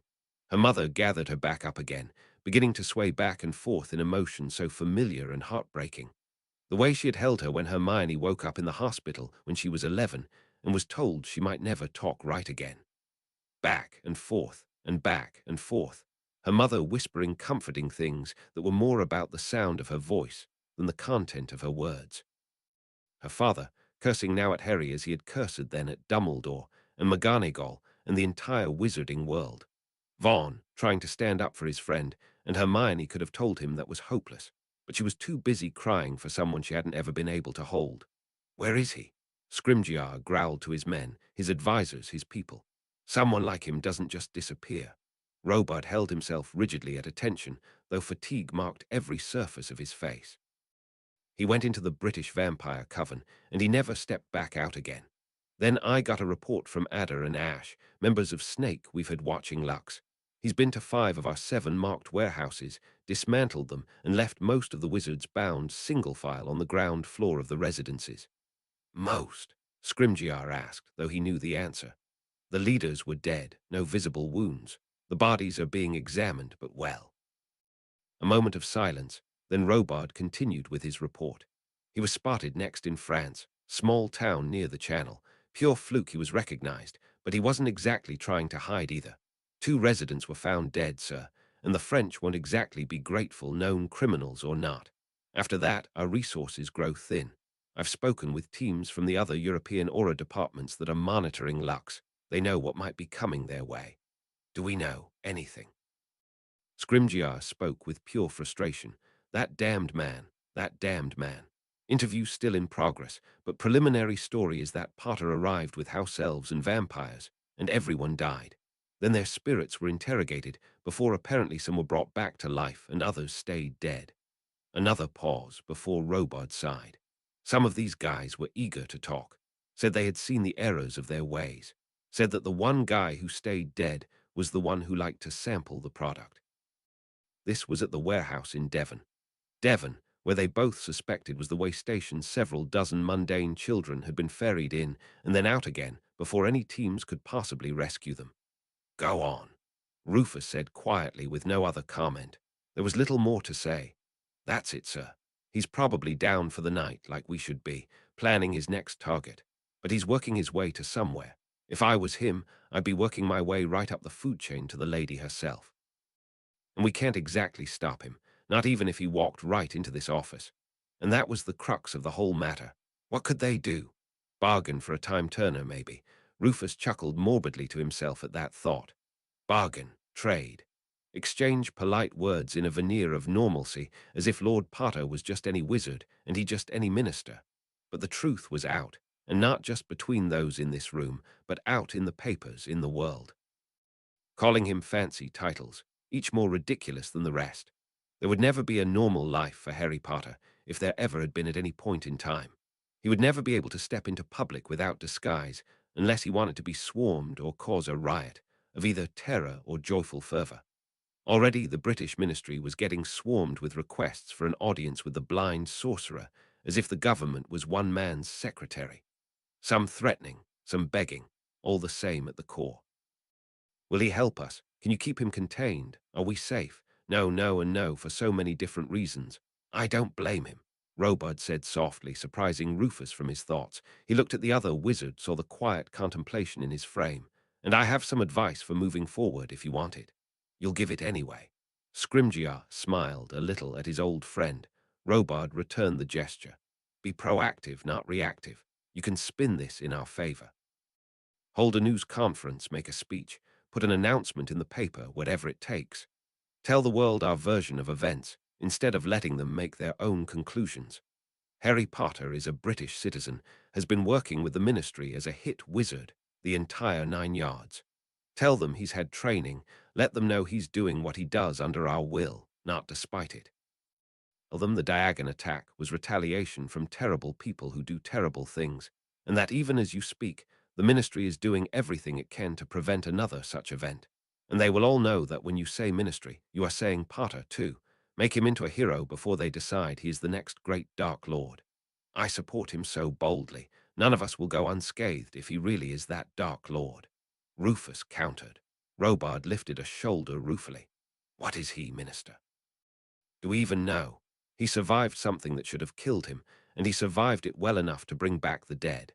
He's not a necromancer that we've determined, and he doesn't display the normal characteristics of dark magic. I know the Unspeakables are working on it, and maybe they can figure it out. But until they do, what other side is there to be on except his? Who goes unscathed if he truly is a Dark Lord and bent on ruling the world? Anyone. There it was again, the dead end, so to speak. Full circle. No one, not even the dead. The outcome was unacceptable. It was so unacceptable that it was not until she stepped from the fire and into her home, embraced by wards and words alike, that she allowed herself to also embrace the truth of her failure. Hers, for the plan had been hers, and the execution had been hers, and nothing could have been changed to perfect it more. If she would step back into time, what more could have been done? Perhaps decapitation. That was a thought. She brooded on it as she folded into a velvet-lined chair and watched the flames spin and flicker in the hearth. She thought about flaying him alive, weighing him down with stones and pitching him into the ocean to drown, dropping him bound from a broom at a great height to shatter upon rock and soil, placing him into a pit and covering it with magic and mass, so that if he would not die, he would at least suffer in darkness. Each had merit and potential. Perhaps she would try them all, one at a time, as one tries methodically to open a door with a keyring of keys, not knowing which one would bring success. And she would be successful. There was simply no other alternative. She would kill him, or he would kill her. In her bones, in the darkest part of her where the fire of her ancestry was born, she could feel her desire to maim and rend and tear. Vila were masters of desire, in all its many forms. The fire hissed and spat sparks, as wood shifted and burned away, a living creature in its way, always devouring, always asking for more, more, more. The lady watched the fire burn down to embers and contemplated the green of her Merlin's eyes. Chapter 36. Ugly Umber Chords. Hermione gave herself 3 days. She didn't label, even to herself, what those days were for. Recovery or wallowing, grieving or moping. She was angry, and then she was worried, and then she was only mournfully lonely. She spent a great deal of that time in Creature's garden, laying across a soft couch that seemed placed just for that purpose, dozing in the sun under a willow tree beside a still pond, a few young fish just beginning to flicker across its waters. That first day, after the couch appeared, a brazier had found a home beside it, a bulky golden-edged thing with carvings of measles upon its sides.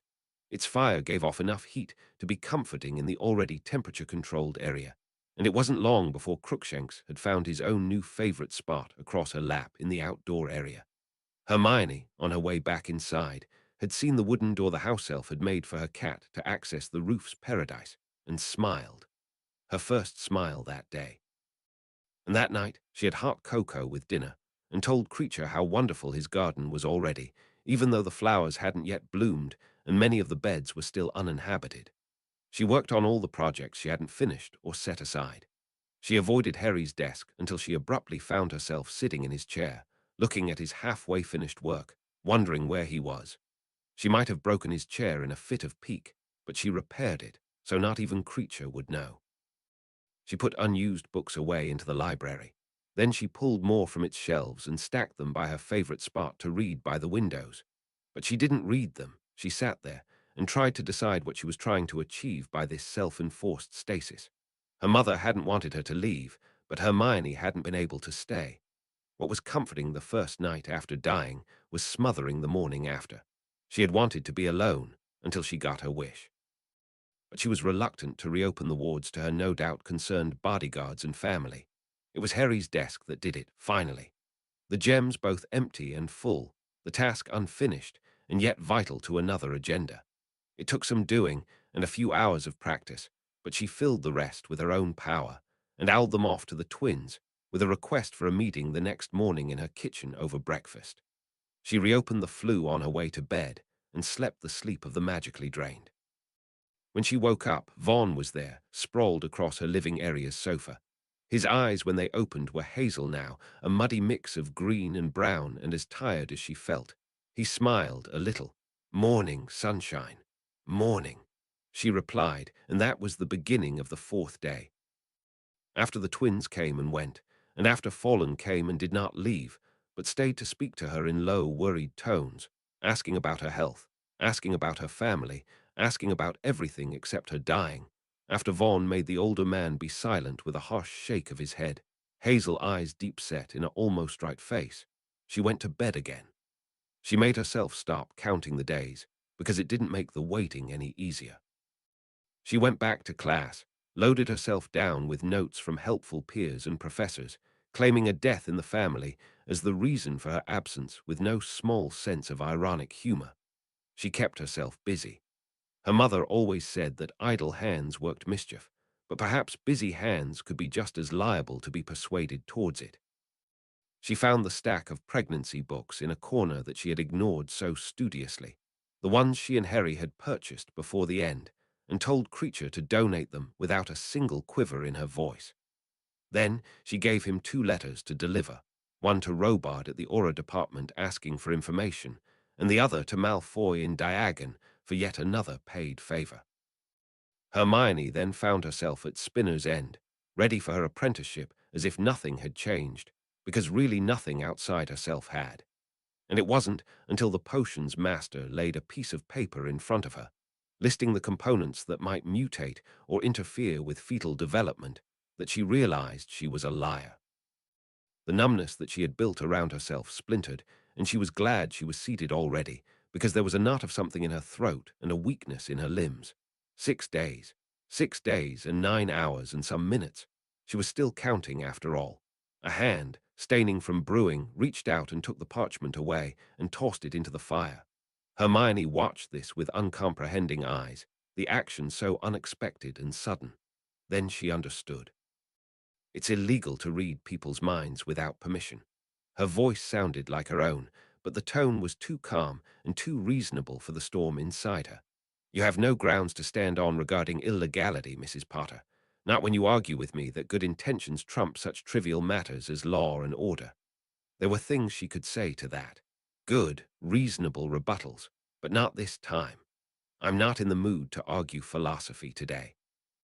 Snape sat in a chair across from her, the man's personal library, perhaps the only room the older wizard seemed to naturally fit in other than his laboratory. I am sorry. Words she never expected to hear from the dour man, and they threatened to rip away the last threads that bound her calm stillness. What is legilimency like? She grasped at a change in topic, anything to quell her memories, her restless storm of counting the days and the hours and the minutes. Snape wove his fingers together on his lap, face stern as it ever was, and for a moment she thought he wouldn't answer, until he did, lecturing to her as he had often lectured about the properties of a potion. First, there is emotion, a layer of it with no tactile touch but still hot or cold or wet or dry. For a master, this emotion is a key to the mind, one that can be picked up and turned to open the door. There are words behind that door, and in the lazy, unorganized mind, they ramble on in a steady breeze of wind, one after another, and many not making much sense, but all secrets laid bare for the listening. The more academic mind rambles in patches like clouds floating past, easily grasped and held, and listened to, if one knows which patch of cloud one wants, and that is no easy task either.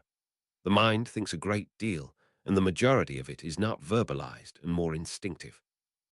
A short pause, as if inviting questions.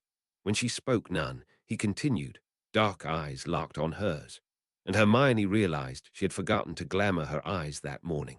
Her hair had been easy enough to return to its former brown color, but her eyes had stubbornly fought the tentative magic she cast on them. She could have wrestled with them harder, as Vaughan was no doubt doing, but had found herself avoiding it. It had become less disturbing and more comforting to look into her eyes in the mirror in the morning and see physical evidence that she was not the same woman anymore. But behind the words lies the memories. The potion's master shifted his hands and resettled them again in his lap. It is a dangerous place for the untaught to go, because inside those memories you are not merely an observer, but a participant. While viewing them, you are unaware of your own body and the state of it. A master of Clumens might lure the mind reader in with a memory, then put their wand to his heart while he watches. This is why both disciplines are taught in unison to those who wish to learn the art of legilimency, but occlumency alone is necessary for those who wish only to defend their minds. In a battle between the two, it is the better occlumens that wins. I died, Hermione said, and it hadn't been what she meant to say. She meant to ask about occlumency, how to begin, if he would teach her. Things she would normally ask on a normal day about a fascinating topic. The potion's master said nothing for a long, drawn-out moment. Hermione lifted her chin and spoke again. My body not just killed, but obliterated. There was nothing left for Harry to assemble, so he built me anew from scratch. But he doesn't see things like we do, so some things didn't take. Like the color of my eyes, like our child. She said the word, out loud, for only the second time in 6 days and 9 hours and some minutes. And why she would say it now, to this man, she didn't quite know. But it felt like the right time and the right person, and maybe that was all that mattered. I can remove the memory, or deaden the emotions associated with it. Simple statements from him, and Hermione knew they were true. A normal wizard could obliviate a person, but it didn't always stick, or remove the right memories, or last for very long. But all of the ministry team of obliviators were masters in the mind arts, which was why there were so few of them, and why the job paid so well, so she knew what was possible. I can even change it, though the mind rebels against things that do not correlate with branching memories. He can, but he didn't say he would, and either way it didn't matter. I can't be a coward. Bad things happen sometimes, Hermione said, but she dropped her eyes to the tabletop, looking at the empty space where the parchment had rested, and thinking about what she would be doing at that moment if she had never died. Reading that list, and memorizing it, and reading more about every single item on it. She would still feel a little alien to herself, because there was something growing inside her that wasn't her. But it would be a good kind of alien, a bright kind, a wonderful fear of the unknown mixed with the sheer potential of it. Instead of the alien she felt now, with her green eyes and her normal body to house her normal soul, a body that could touch and be touched, feel and be felt, and yet was missing something vital that she could not define in words, only as a restless feeling under her skin.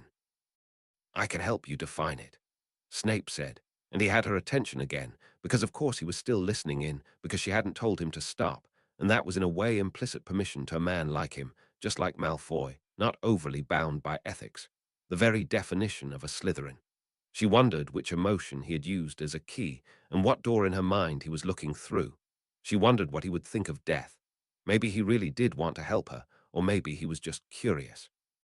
Either way, he was listening to her right now, and she trusted him to keep her secrets as tightly as he kept his own. And Harry wasn't here to ask for advice. The rotten, lousy, please do. Hermione said aloud, politely, and only had time to think about what it might feel like or look like or be like before it happened, and there was no more time to think. It happened.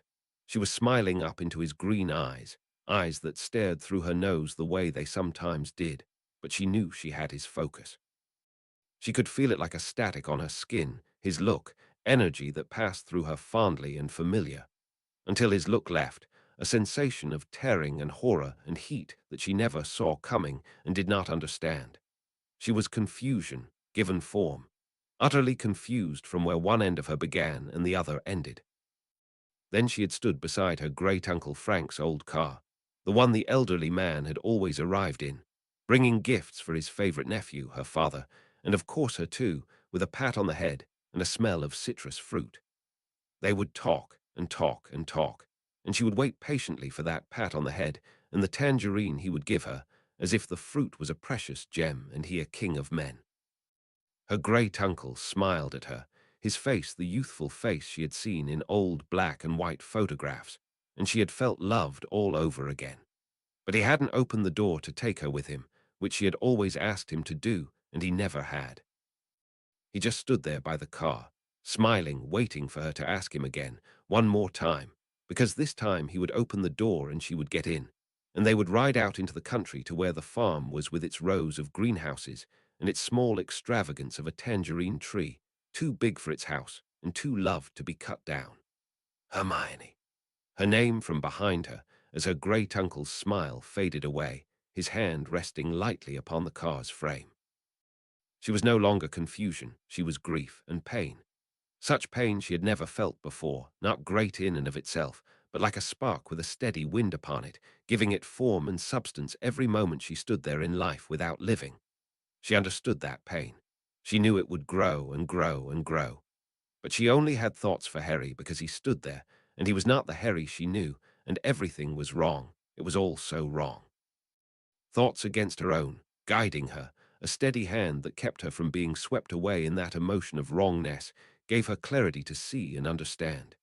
He was color, and the absence of color, while around him the living died. She felt them dying, strings fraying on a thread one by one, twanging against her consciousness and falling away. She heard herself asking Harry to save them, and then watched him do so, while that black-white light burned brighter, and she knew that this was a new thing, because surely the spirits summoned before would have spoke of it, a candle given man's form and speaking to them, and been afraid. She was fear, for herself partially, but for him mostly, because of that fire and what it might mean, and because she wasn't alive to help him figure it out. Between them she could feel the soul bond pulled tight, a solid rope of hope that she might be able to tug herself down, a woman under water taking hold in the dark, and again steadying thoughts against her own, bringing clarity in confusion. She loved him. She would always be there, waiting, and she would not let herself forget it. When Harry left the place of her death, that tether pulled her away and let her go at the same time, until she found herself back again by her great uncle's car, holding a tangerine in both hands and smelling the special scent of it and the promise within of tart sweetness and sticky liquid. But she knew now where she stood, and she spoke. I'm dead, but I'm not going further than here. Though she cradled the tangerine and felt its thick skin, she knew this for a fact. Is he the Reaper? Frank asked in his youthful voice, a projection of her own memory or the real thing, she might not ever know. But it was a question her great uncle would have asked. Were he living? He was always the sort of man to face a thing instead of hide from it, which had got him through one world war and helped him avoid another. I suppose he could be. She mused, thinking of traditional definitions of mythical figures and wondering at it herself. He was still smiling when she was pulled away again, that rope again and that voice, and the black-white form of her husband beside her, burning with darkness and so afraid. She was brave for him and told him what she knew he wanted to hear because he needed to hear her faith in him. She stepped into her body without hesitation, not knowing how it might be, and let herself cry and be gathered together into him, crying to feel his touch and crying to feel the air and the warmth of the room, and his hard bones under skin, and to see that skin not burning and not a candle of shadow, but a real human being, her husband, hers, afraid. Steadying pressure, steadying the tip of the world back onto its axis so that it could spin and not spin away. Hermione opened her eyes, her own eyes, they were hers, because she used them, and looked at where Snape sat, as if carved from marble, every inch of him a stillness, a rock unbuffeted in the storm. I'm missing my innocence. She marveled aloud in her own voice, which was hers because she used it, the feeling of invulnerability, which makes no sense because the worst has happened to me, and yet I am still here. Not the worst. Snape corrected, as he always did, because he was who he was, a Slytherin, and they had to be correct, to the consternation of every person who was not in fact Slytherin. But yes, reality. All good things must come to an end, all beginnings reach their conclusion, or merely take on a new form. Hermione countered, because she was who she was too, a Gryffindor if only for a quarter of 1 year, and that meant one didn't simply agree with a Slytherin out of hand. But I already knew that, all of that. I've studied it, I've seen it. But you haven't felt it. And Snape smiled, just a little around the edges, an expression that would be a grin on any other man but him. Even when the troll hurt you, you still expected to go on. Now that expectation of going on is gone. Everyone faces it eventually, that inevitability. Then why did I feel afraid? Hermione demanded. If it is inevitable, and I know exactly what will happen when it does, have seen it even, experienced it. The potion's master met her eyes with his own, and his voice was gentle as he spoke the truth she hadn't let herself acknowledge. Because Potter won't be there with you in death. You will be with everyone except for him. She trembled once all over, like a dog shaking water from its fur. You see a lot in one memory. I know what you know in one memory. As I would know the words of a foreign language I cannot speak, when in the mind of a person who does. It's not possible. Hermione denied, not of the fact that he could see such secrets, but at the secret itself. Everything died. Everything rotted and fell to pieces and wasted away and turned into something different than it was. That's not what you believe, he said, and she supposed he would know, because he had been there in her mind with her, and she had let him in, and who knew what else he had seen or known or felt while he was in there, and maybe she was a fool. But at least she was a grateful fool. Thank you for helping, and for keeping my secrets. You are my apprentice. As if that answered everything, and maybe it did, but she had enough to think about as it was to bother spending time questioning this wizard's motivations. She stood, intending to leave and go home and think again, but maybe with less fear and avoidance and more proactive planning. I will teach you occlumency, Snape said, and rose to pass her a book from the shelf. Your assignment. She took the book, and she nodded, grateful again. Then she left through the flue, leaving the potion's master to watch the green flames fade back to solemn orange and red and yellow, alone. Harry found it disturbingly easy to move through the world with the help of vampires and elves. Kraken had been joined by Hopper and Ruby, two elves who arrived on the doorsteps of the French Coven days after his own arrival. They claimed to have read the papers, just like every other person in the magical world it seemed, and had arrived in the late hours of the night, with their bags in hand and letters of recommendation from Malfoy, attesting to their capabilities in service and combat. How Malfoy had known what Harry was going to do, or where he might be located, he could only guess. What had made the wizard endorse the two elves to join his hunt was even more baffling. But the elves were there, and they had their own history with Lux Samba. Harper had been forced to take care of mundane slaves until he was freed by the ministry. Ruby had been a cleaning elf for a pureblood wizard who followed the Lady of Lux, and a valuable resource to the ministry in identifying key personnel after her own freedom. Both had ended up in Malfoy's hands after the new laws were passed, and both wanted a hand in action against Lux. There had been more elves, Hopper admitted, who wanted to join them, but Malfoy had said only two could usefully go at that time, and they too were the most skilled. When asked how they had proved most skilled, Ruby had proudly proclaimed it had been a competition in combative magic, which made Harry wonder just the extent of what Malfoy's training was. He found out soon enough. In a warehouse, another white room of wards like so many others he had seen. Magical spells flying across the room by desperate wizards and witches, tossed over tables and around walls, magic that he turned to ash or smoke or rain until the air was clouded and murky, bouncing off ceiling and floor if they didn't dissipate entirely. Yellow bolts of light raced through that haze, yellow light spilling off spindly hands and pooling around them like a miasma of poison. Hard to tell which house elf it was that brought down which wizard, but that yellow light was unstoppable, weaving in and around and popping from place to place in an instant, the triumvirate of three working seamlessly ahead to neutralize the forces within while he dismantled wards and spells, and the vampires worked their unique brand of time manipulation to slow down the movements of their enemies. Occasionally, a vampire might stop and kneel and drink from an enemy, and Harry counted that as the price of their help. The changed ones did not need blood to survive, but they did need it to bolster their power once it was exhausted, and all seemed to still retain their love for the taste. 11 vampires followed him, 7 from the London Coven, 3 that joined them in Calais, and the last single vampire from Romania, the only one to leave the Coven there and embrace the change. Which did prove they had some autonomy, despite what Brennan claimed. Or perhaps rebellion was seeded in the pattern of every vampire at their making. 5 warehouses they had raided together in a week, some large buildings and others mere rooms that had been magically expanded, or had trunks of magically expanded space inside them, that latter more difficult than the first to infiltrate.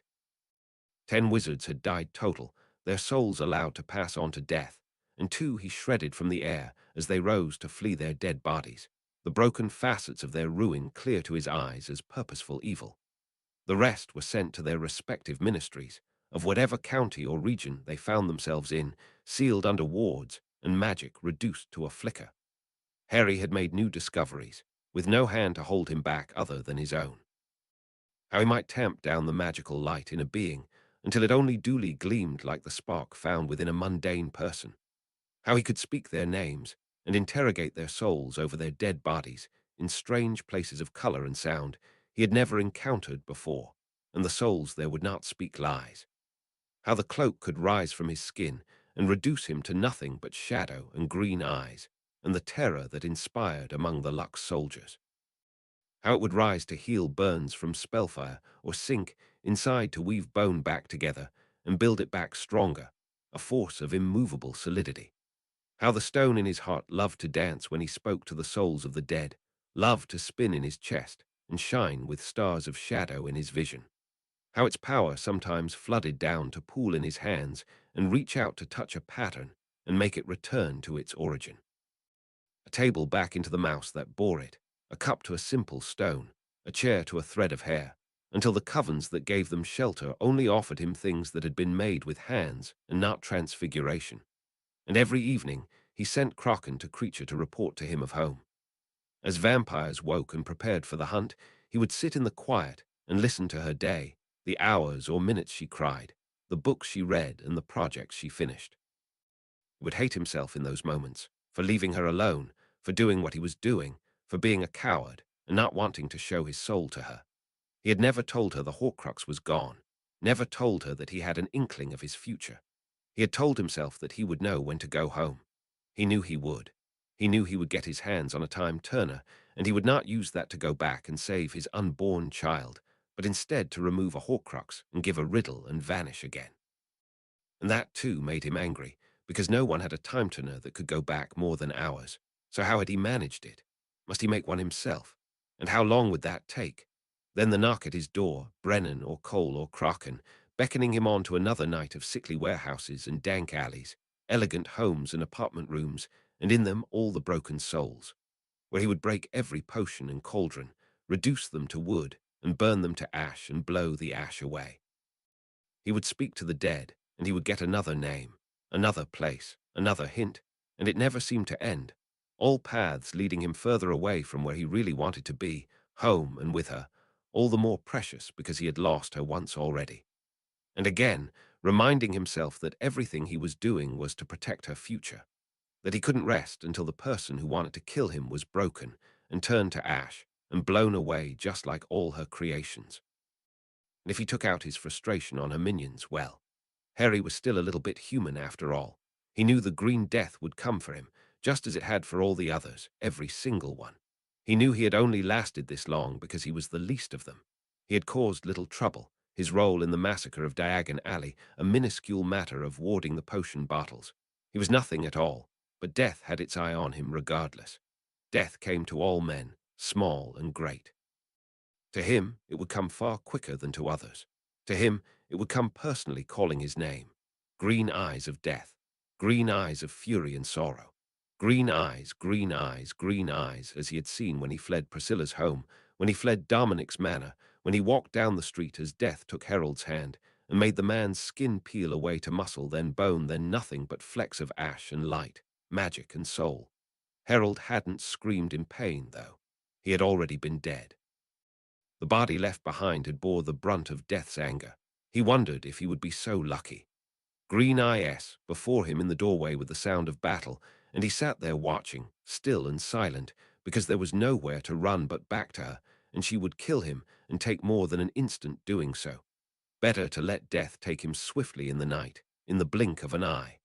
Around him, the others attacked. Bill and Harvey and Jessica, sweet Jessica, whose only crime was loving a man she shouldn't have loved. As his only crime was being born into a world that didn't want him, his only job offer a shady one, his only boss a dirty one, his only friend a horrible one. One by one they fell, some to stone to shatter, others bound at the fingertips of a house elf, others under the fangs of a vampire. And he, waiting to die, embracing its electricity as it raced through him, and the ocean spread before him, and he was alone there on that beach, because no one had ever had the misfortune to love him. Death stepped up beside him as seagulls screamed overhead and the waves crashed, crashed, crashed. "I know where she is," Robert said honestly. A boat was coming towards the shore, an old ferry boat like he had always dreamed of as a boy. "I'll tell you, if you let me have just one ride. I've always wanted one ride." Death looked at him with his green eyes in his black-white face, the shadow of his staff like a reaper's scythe across the sand, held out casually as the unnecessary thing that it was. "Tell me." He told. He told everything. He told about the house in its gardens, the braziers lit with scarlet fire, how he had trembled stepping through the wards that bit at his skin and itched under his robes. How the lady had laid her hands on him and kissed his cheek, and how he had worked his fingers raw until blood ran down his wand trying to brew her potions and ward her bottles and create her boxes. He was a small cog in her wheel, a small seedling under her tree, a spark in her fire, and she didn't love him either, no one ever had. "Please." He ended, as he always did in life. "Please don't hurt me, please don't go, please love me, please I'll do anything. Please, one ride on the boat." Air smelled of salt, the spray from the waves cold on his hot face, the sand sticking between his bare, little boy feet, death so large and consuming a cloud upon his perfect dream. "It only takes one ride," Death said, and the dark light cloud turned to mist that faded away, and the ocean was still there with its docked ferry boat, waiting for him, and Robert smiled for the first time in his death. "Here." Brennan pointed to a place on a large brown map with no visible markings to Harry's own sight. "Fits the description. Small mountainside villa, large gardens, and warded under and overground. If she decided to hunker down instead of run, it would be here." Harry had considered that the leader of Lux might decide to flee. There were enough magical hiding spaces in the world to lead them on a merry chase for years. But to flee, one would need money and resources. And with the release of the British ministry's statement days before, the magical underground was very aware of who was hunting whom. She would not have many allies willing to tie their fate to hers now. Her best chance would be to fortify her hidden fortress and try to kill him before he killed her. No doubt, she had an entire nest of things designed to do just that all around her. "We will need to decide where we go from here." Hill this time, his voice aimed towards where Harry sat. "We can tell the Spanish ministry of her residence in their jurisdiction and let them siege this place, with hopefully none of her spies getting wind of their discovery. We can tell the British ministry and let them argue over who gets a piece of her. No doubt, international team would be assembled. It would take a couple days at least to get through the pissing contest. The ex-Sora would know all about ministry politics and how it complicated the apprehension of criminals. Harry, so far, had managed to muscle straight through the red tape on reputation alone, which would not be tolerated forever. But no magical government liked Luxembourg, and that was a major point in his favor. As long as he didn't stay in their borders for long and presented a capable scapegoat for any fallouts, they suffered his presence. But they did want favors. Brennan and the leaders of other covens passed the word along. They had sick family members, dead parents and children, disasters both small and great. They wanted his opinion on this magic or that curse. They wanted his autograph. They wanted his promise to leave them the hell alone and smile for the camera while he did it, clasping their leader's hand. They postured, and it meant nothing, because Harry didn't care about their problems. He cared about his wife, and he cared that his own child was out of his reach forever, even their soul itself gone into the colorful cauldron of death that spawned out every soul in the world. And how did he mourn the unborn? He fed death more souls. I want her, Harry said into the quiet that had fallen. Any ministry would throw her into Azkaban or Nurmengard, leave her there to rot after a public trial. And from there she might be tethered, but she would still be dangerous.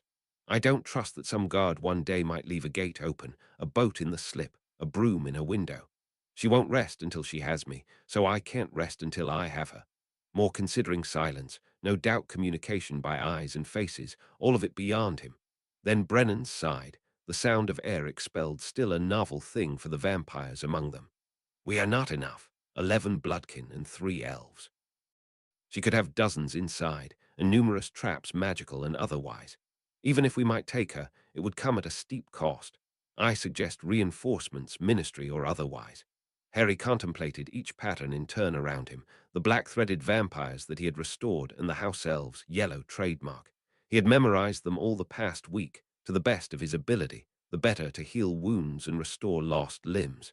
If you fall, I will raise you up, Harry said simply. One vampire is worth half a dozen men, and yourself worth a full dozen.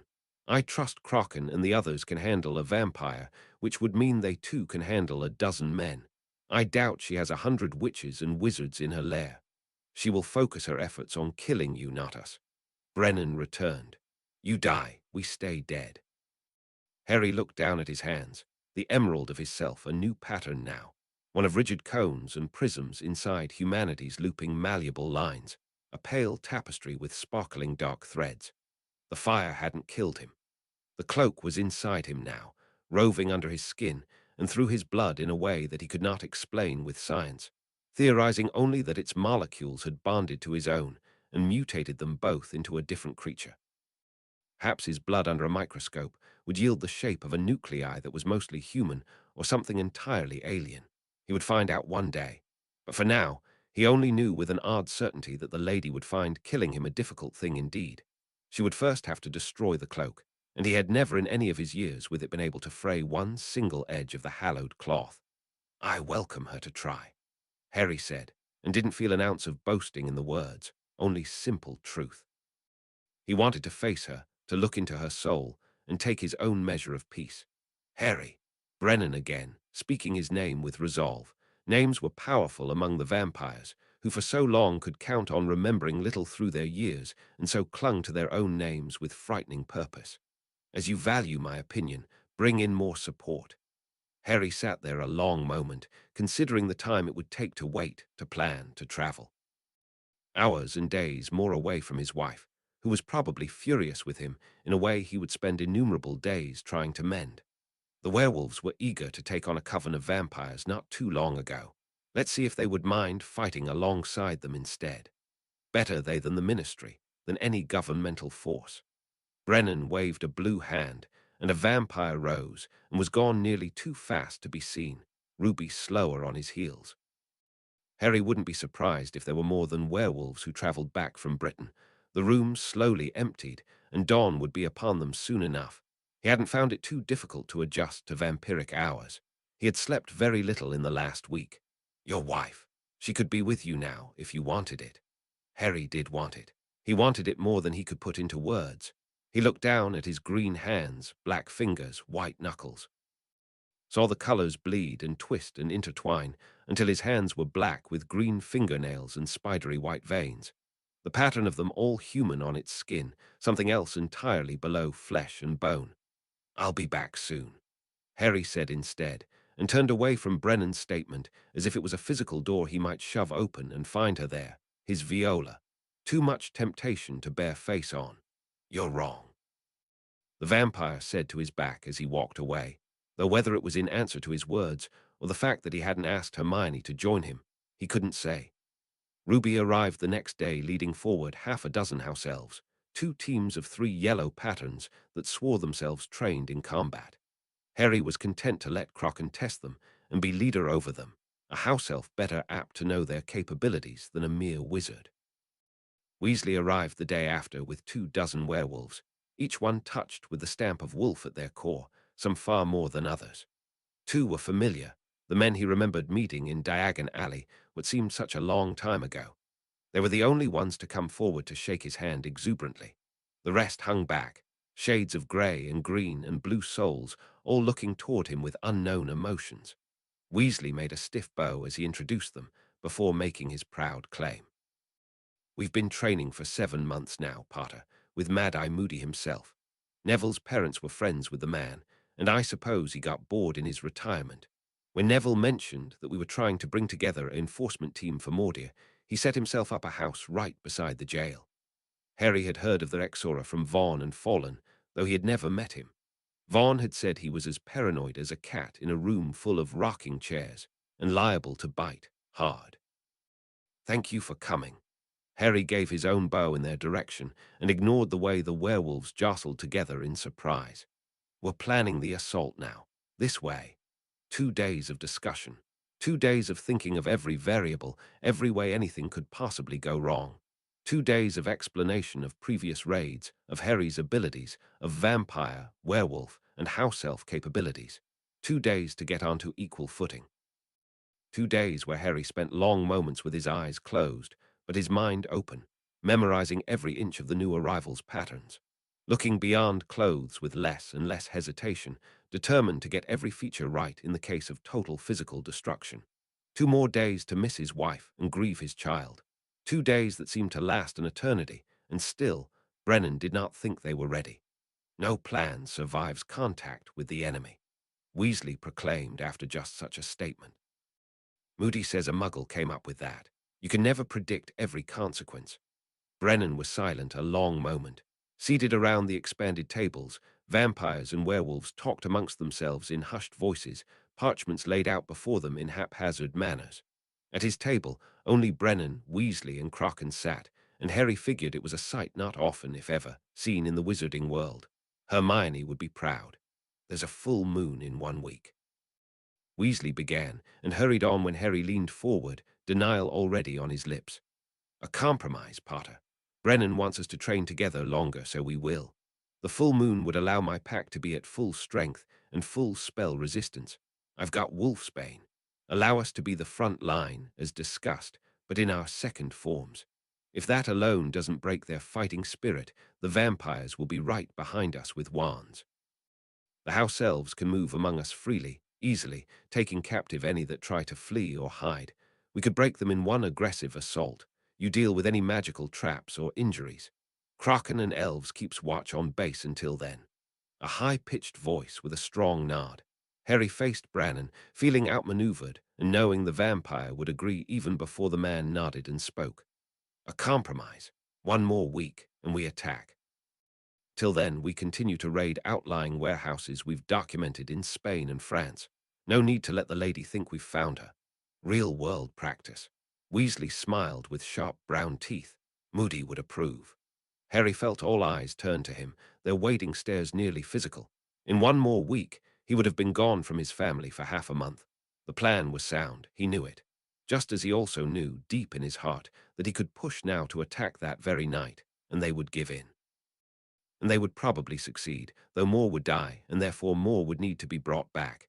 Even that seemed little enough to stop him. Could he wait? Was he ready to go home? "All right," Harry said and stood. "Tell them all the plan. I need to think." He walked to his room in silence, through halls of purple stone and green wood, hanging emerald tapestries decorating the Spanish coven's walls.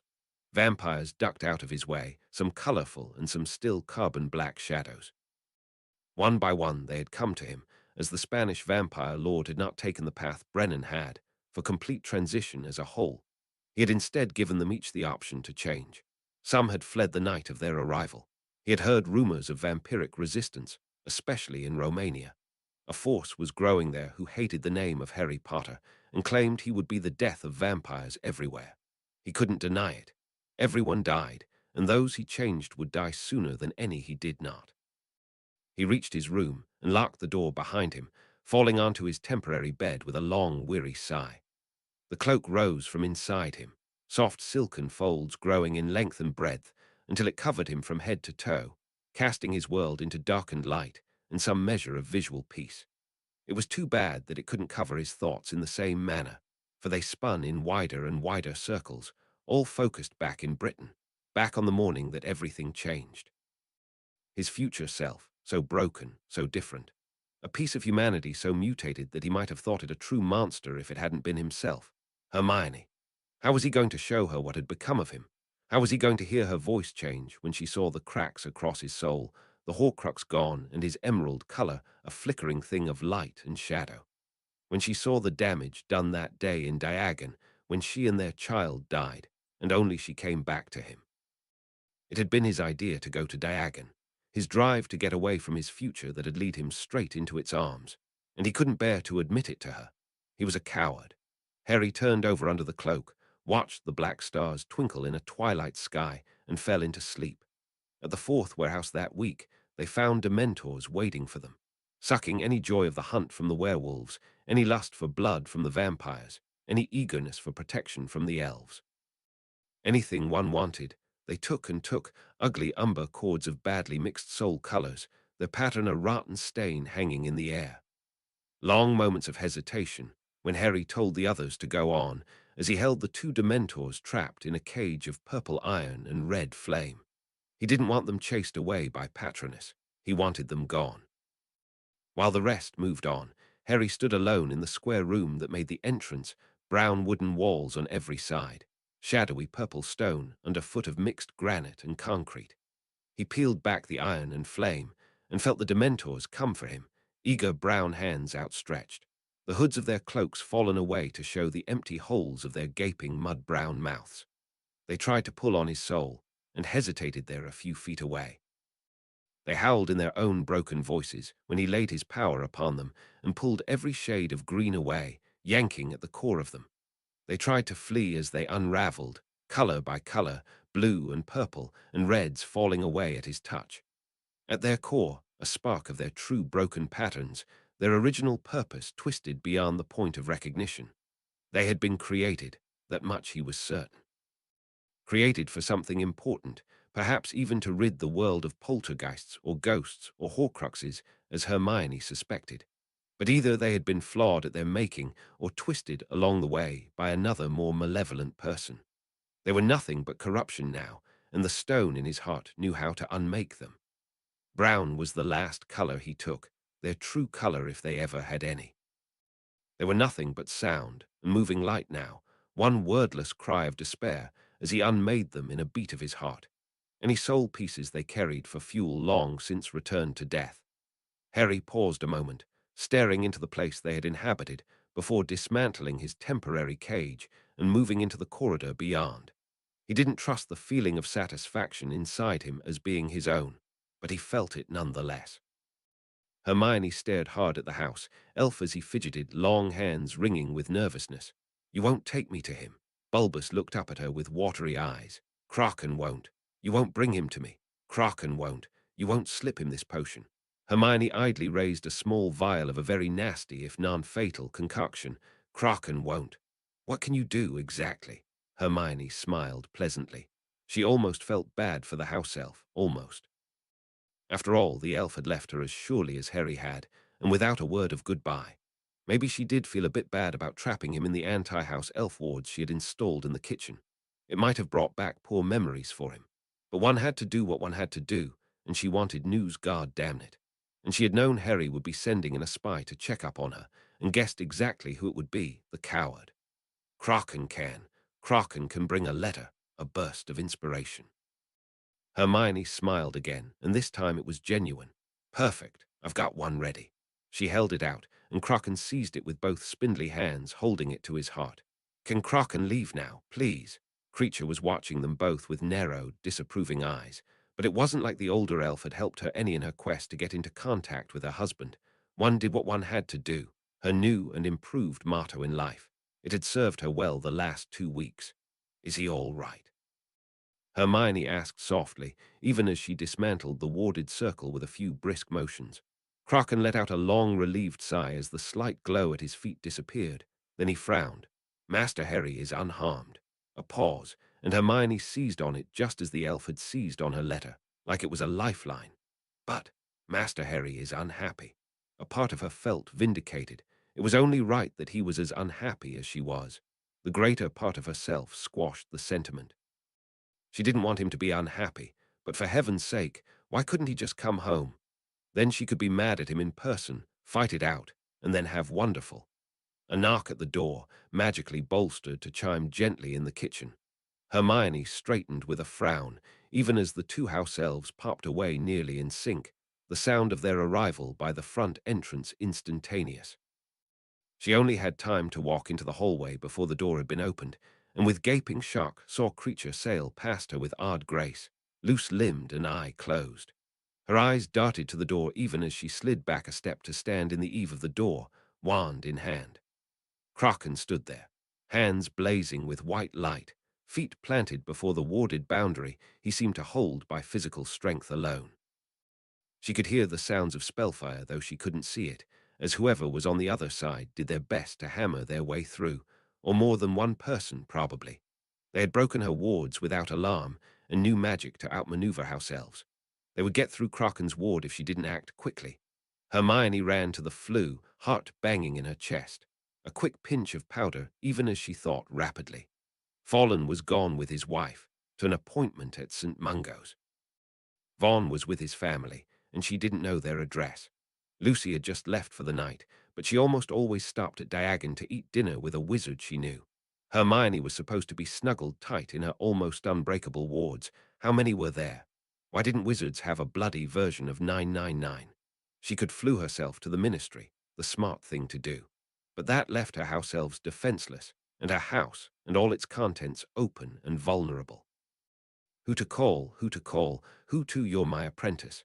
Hermione seized upon the thought and flung the powder into the fire as she shouted the address. She jumped through and shouted into the empty foyer. Master Snape, help me.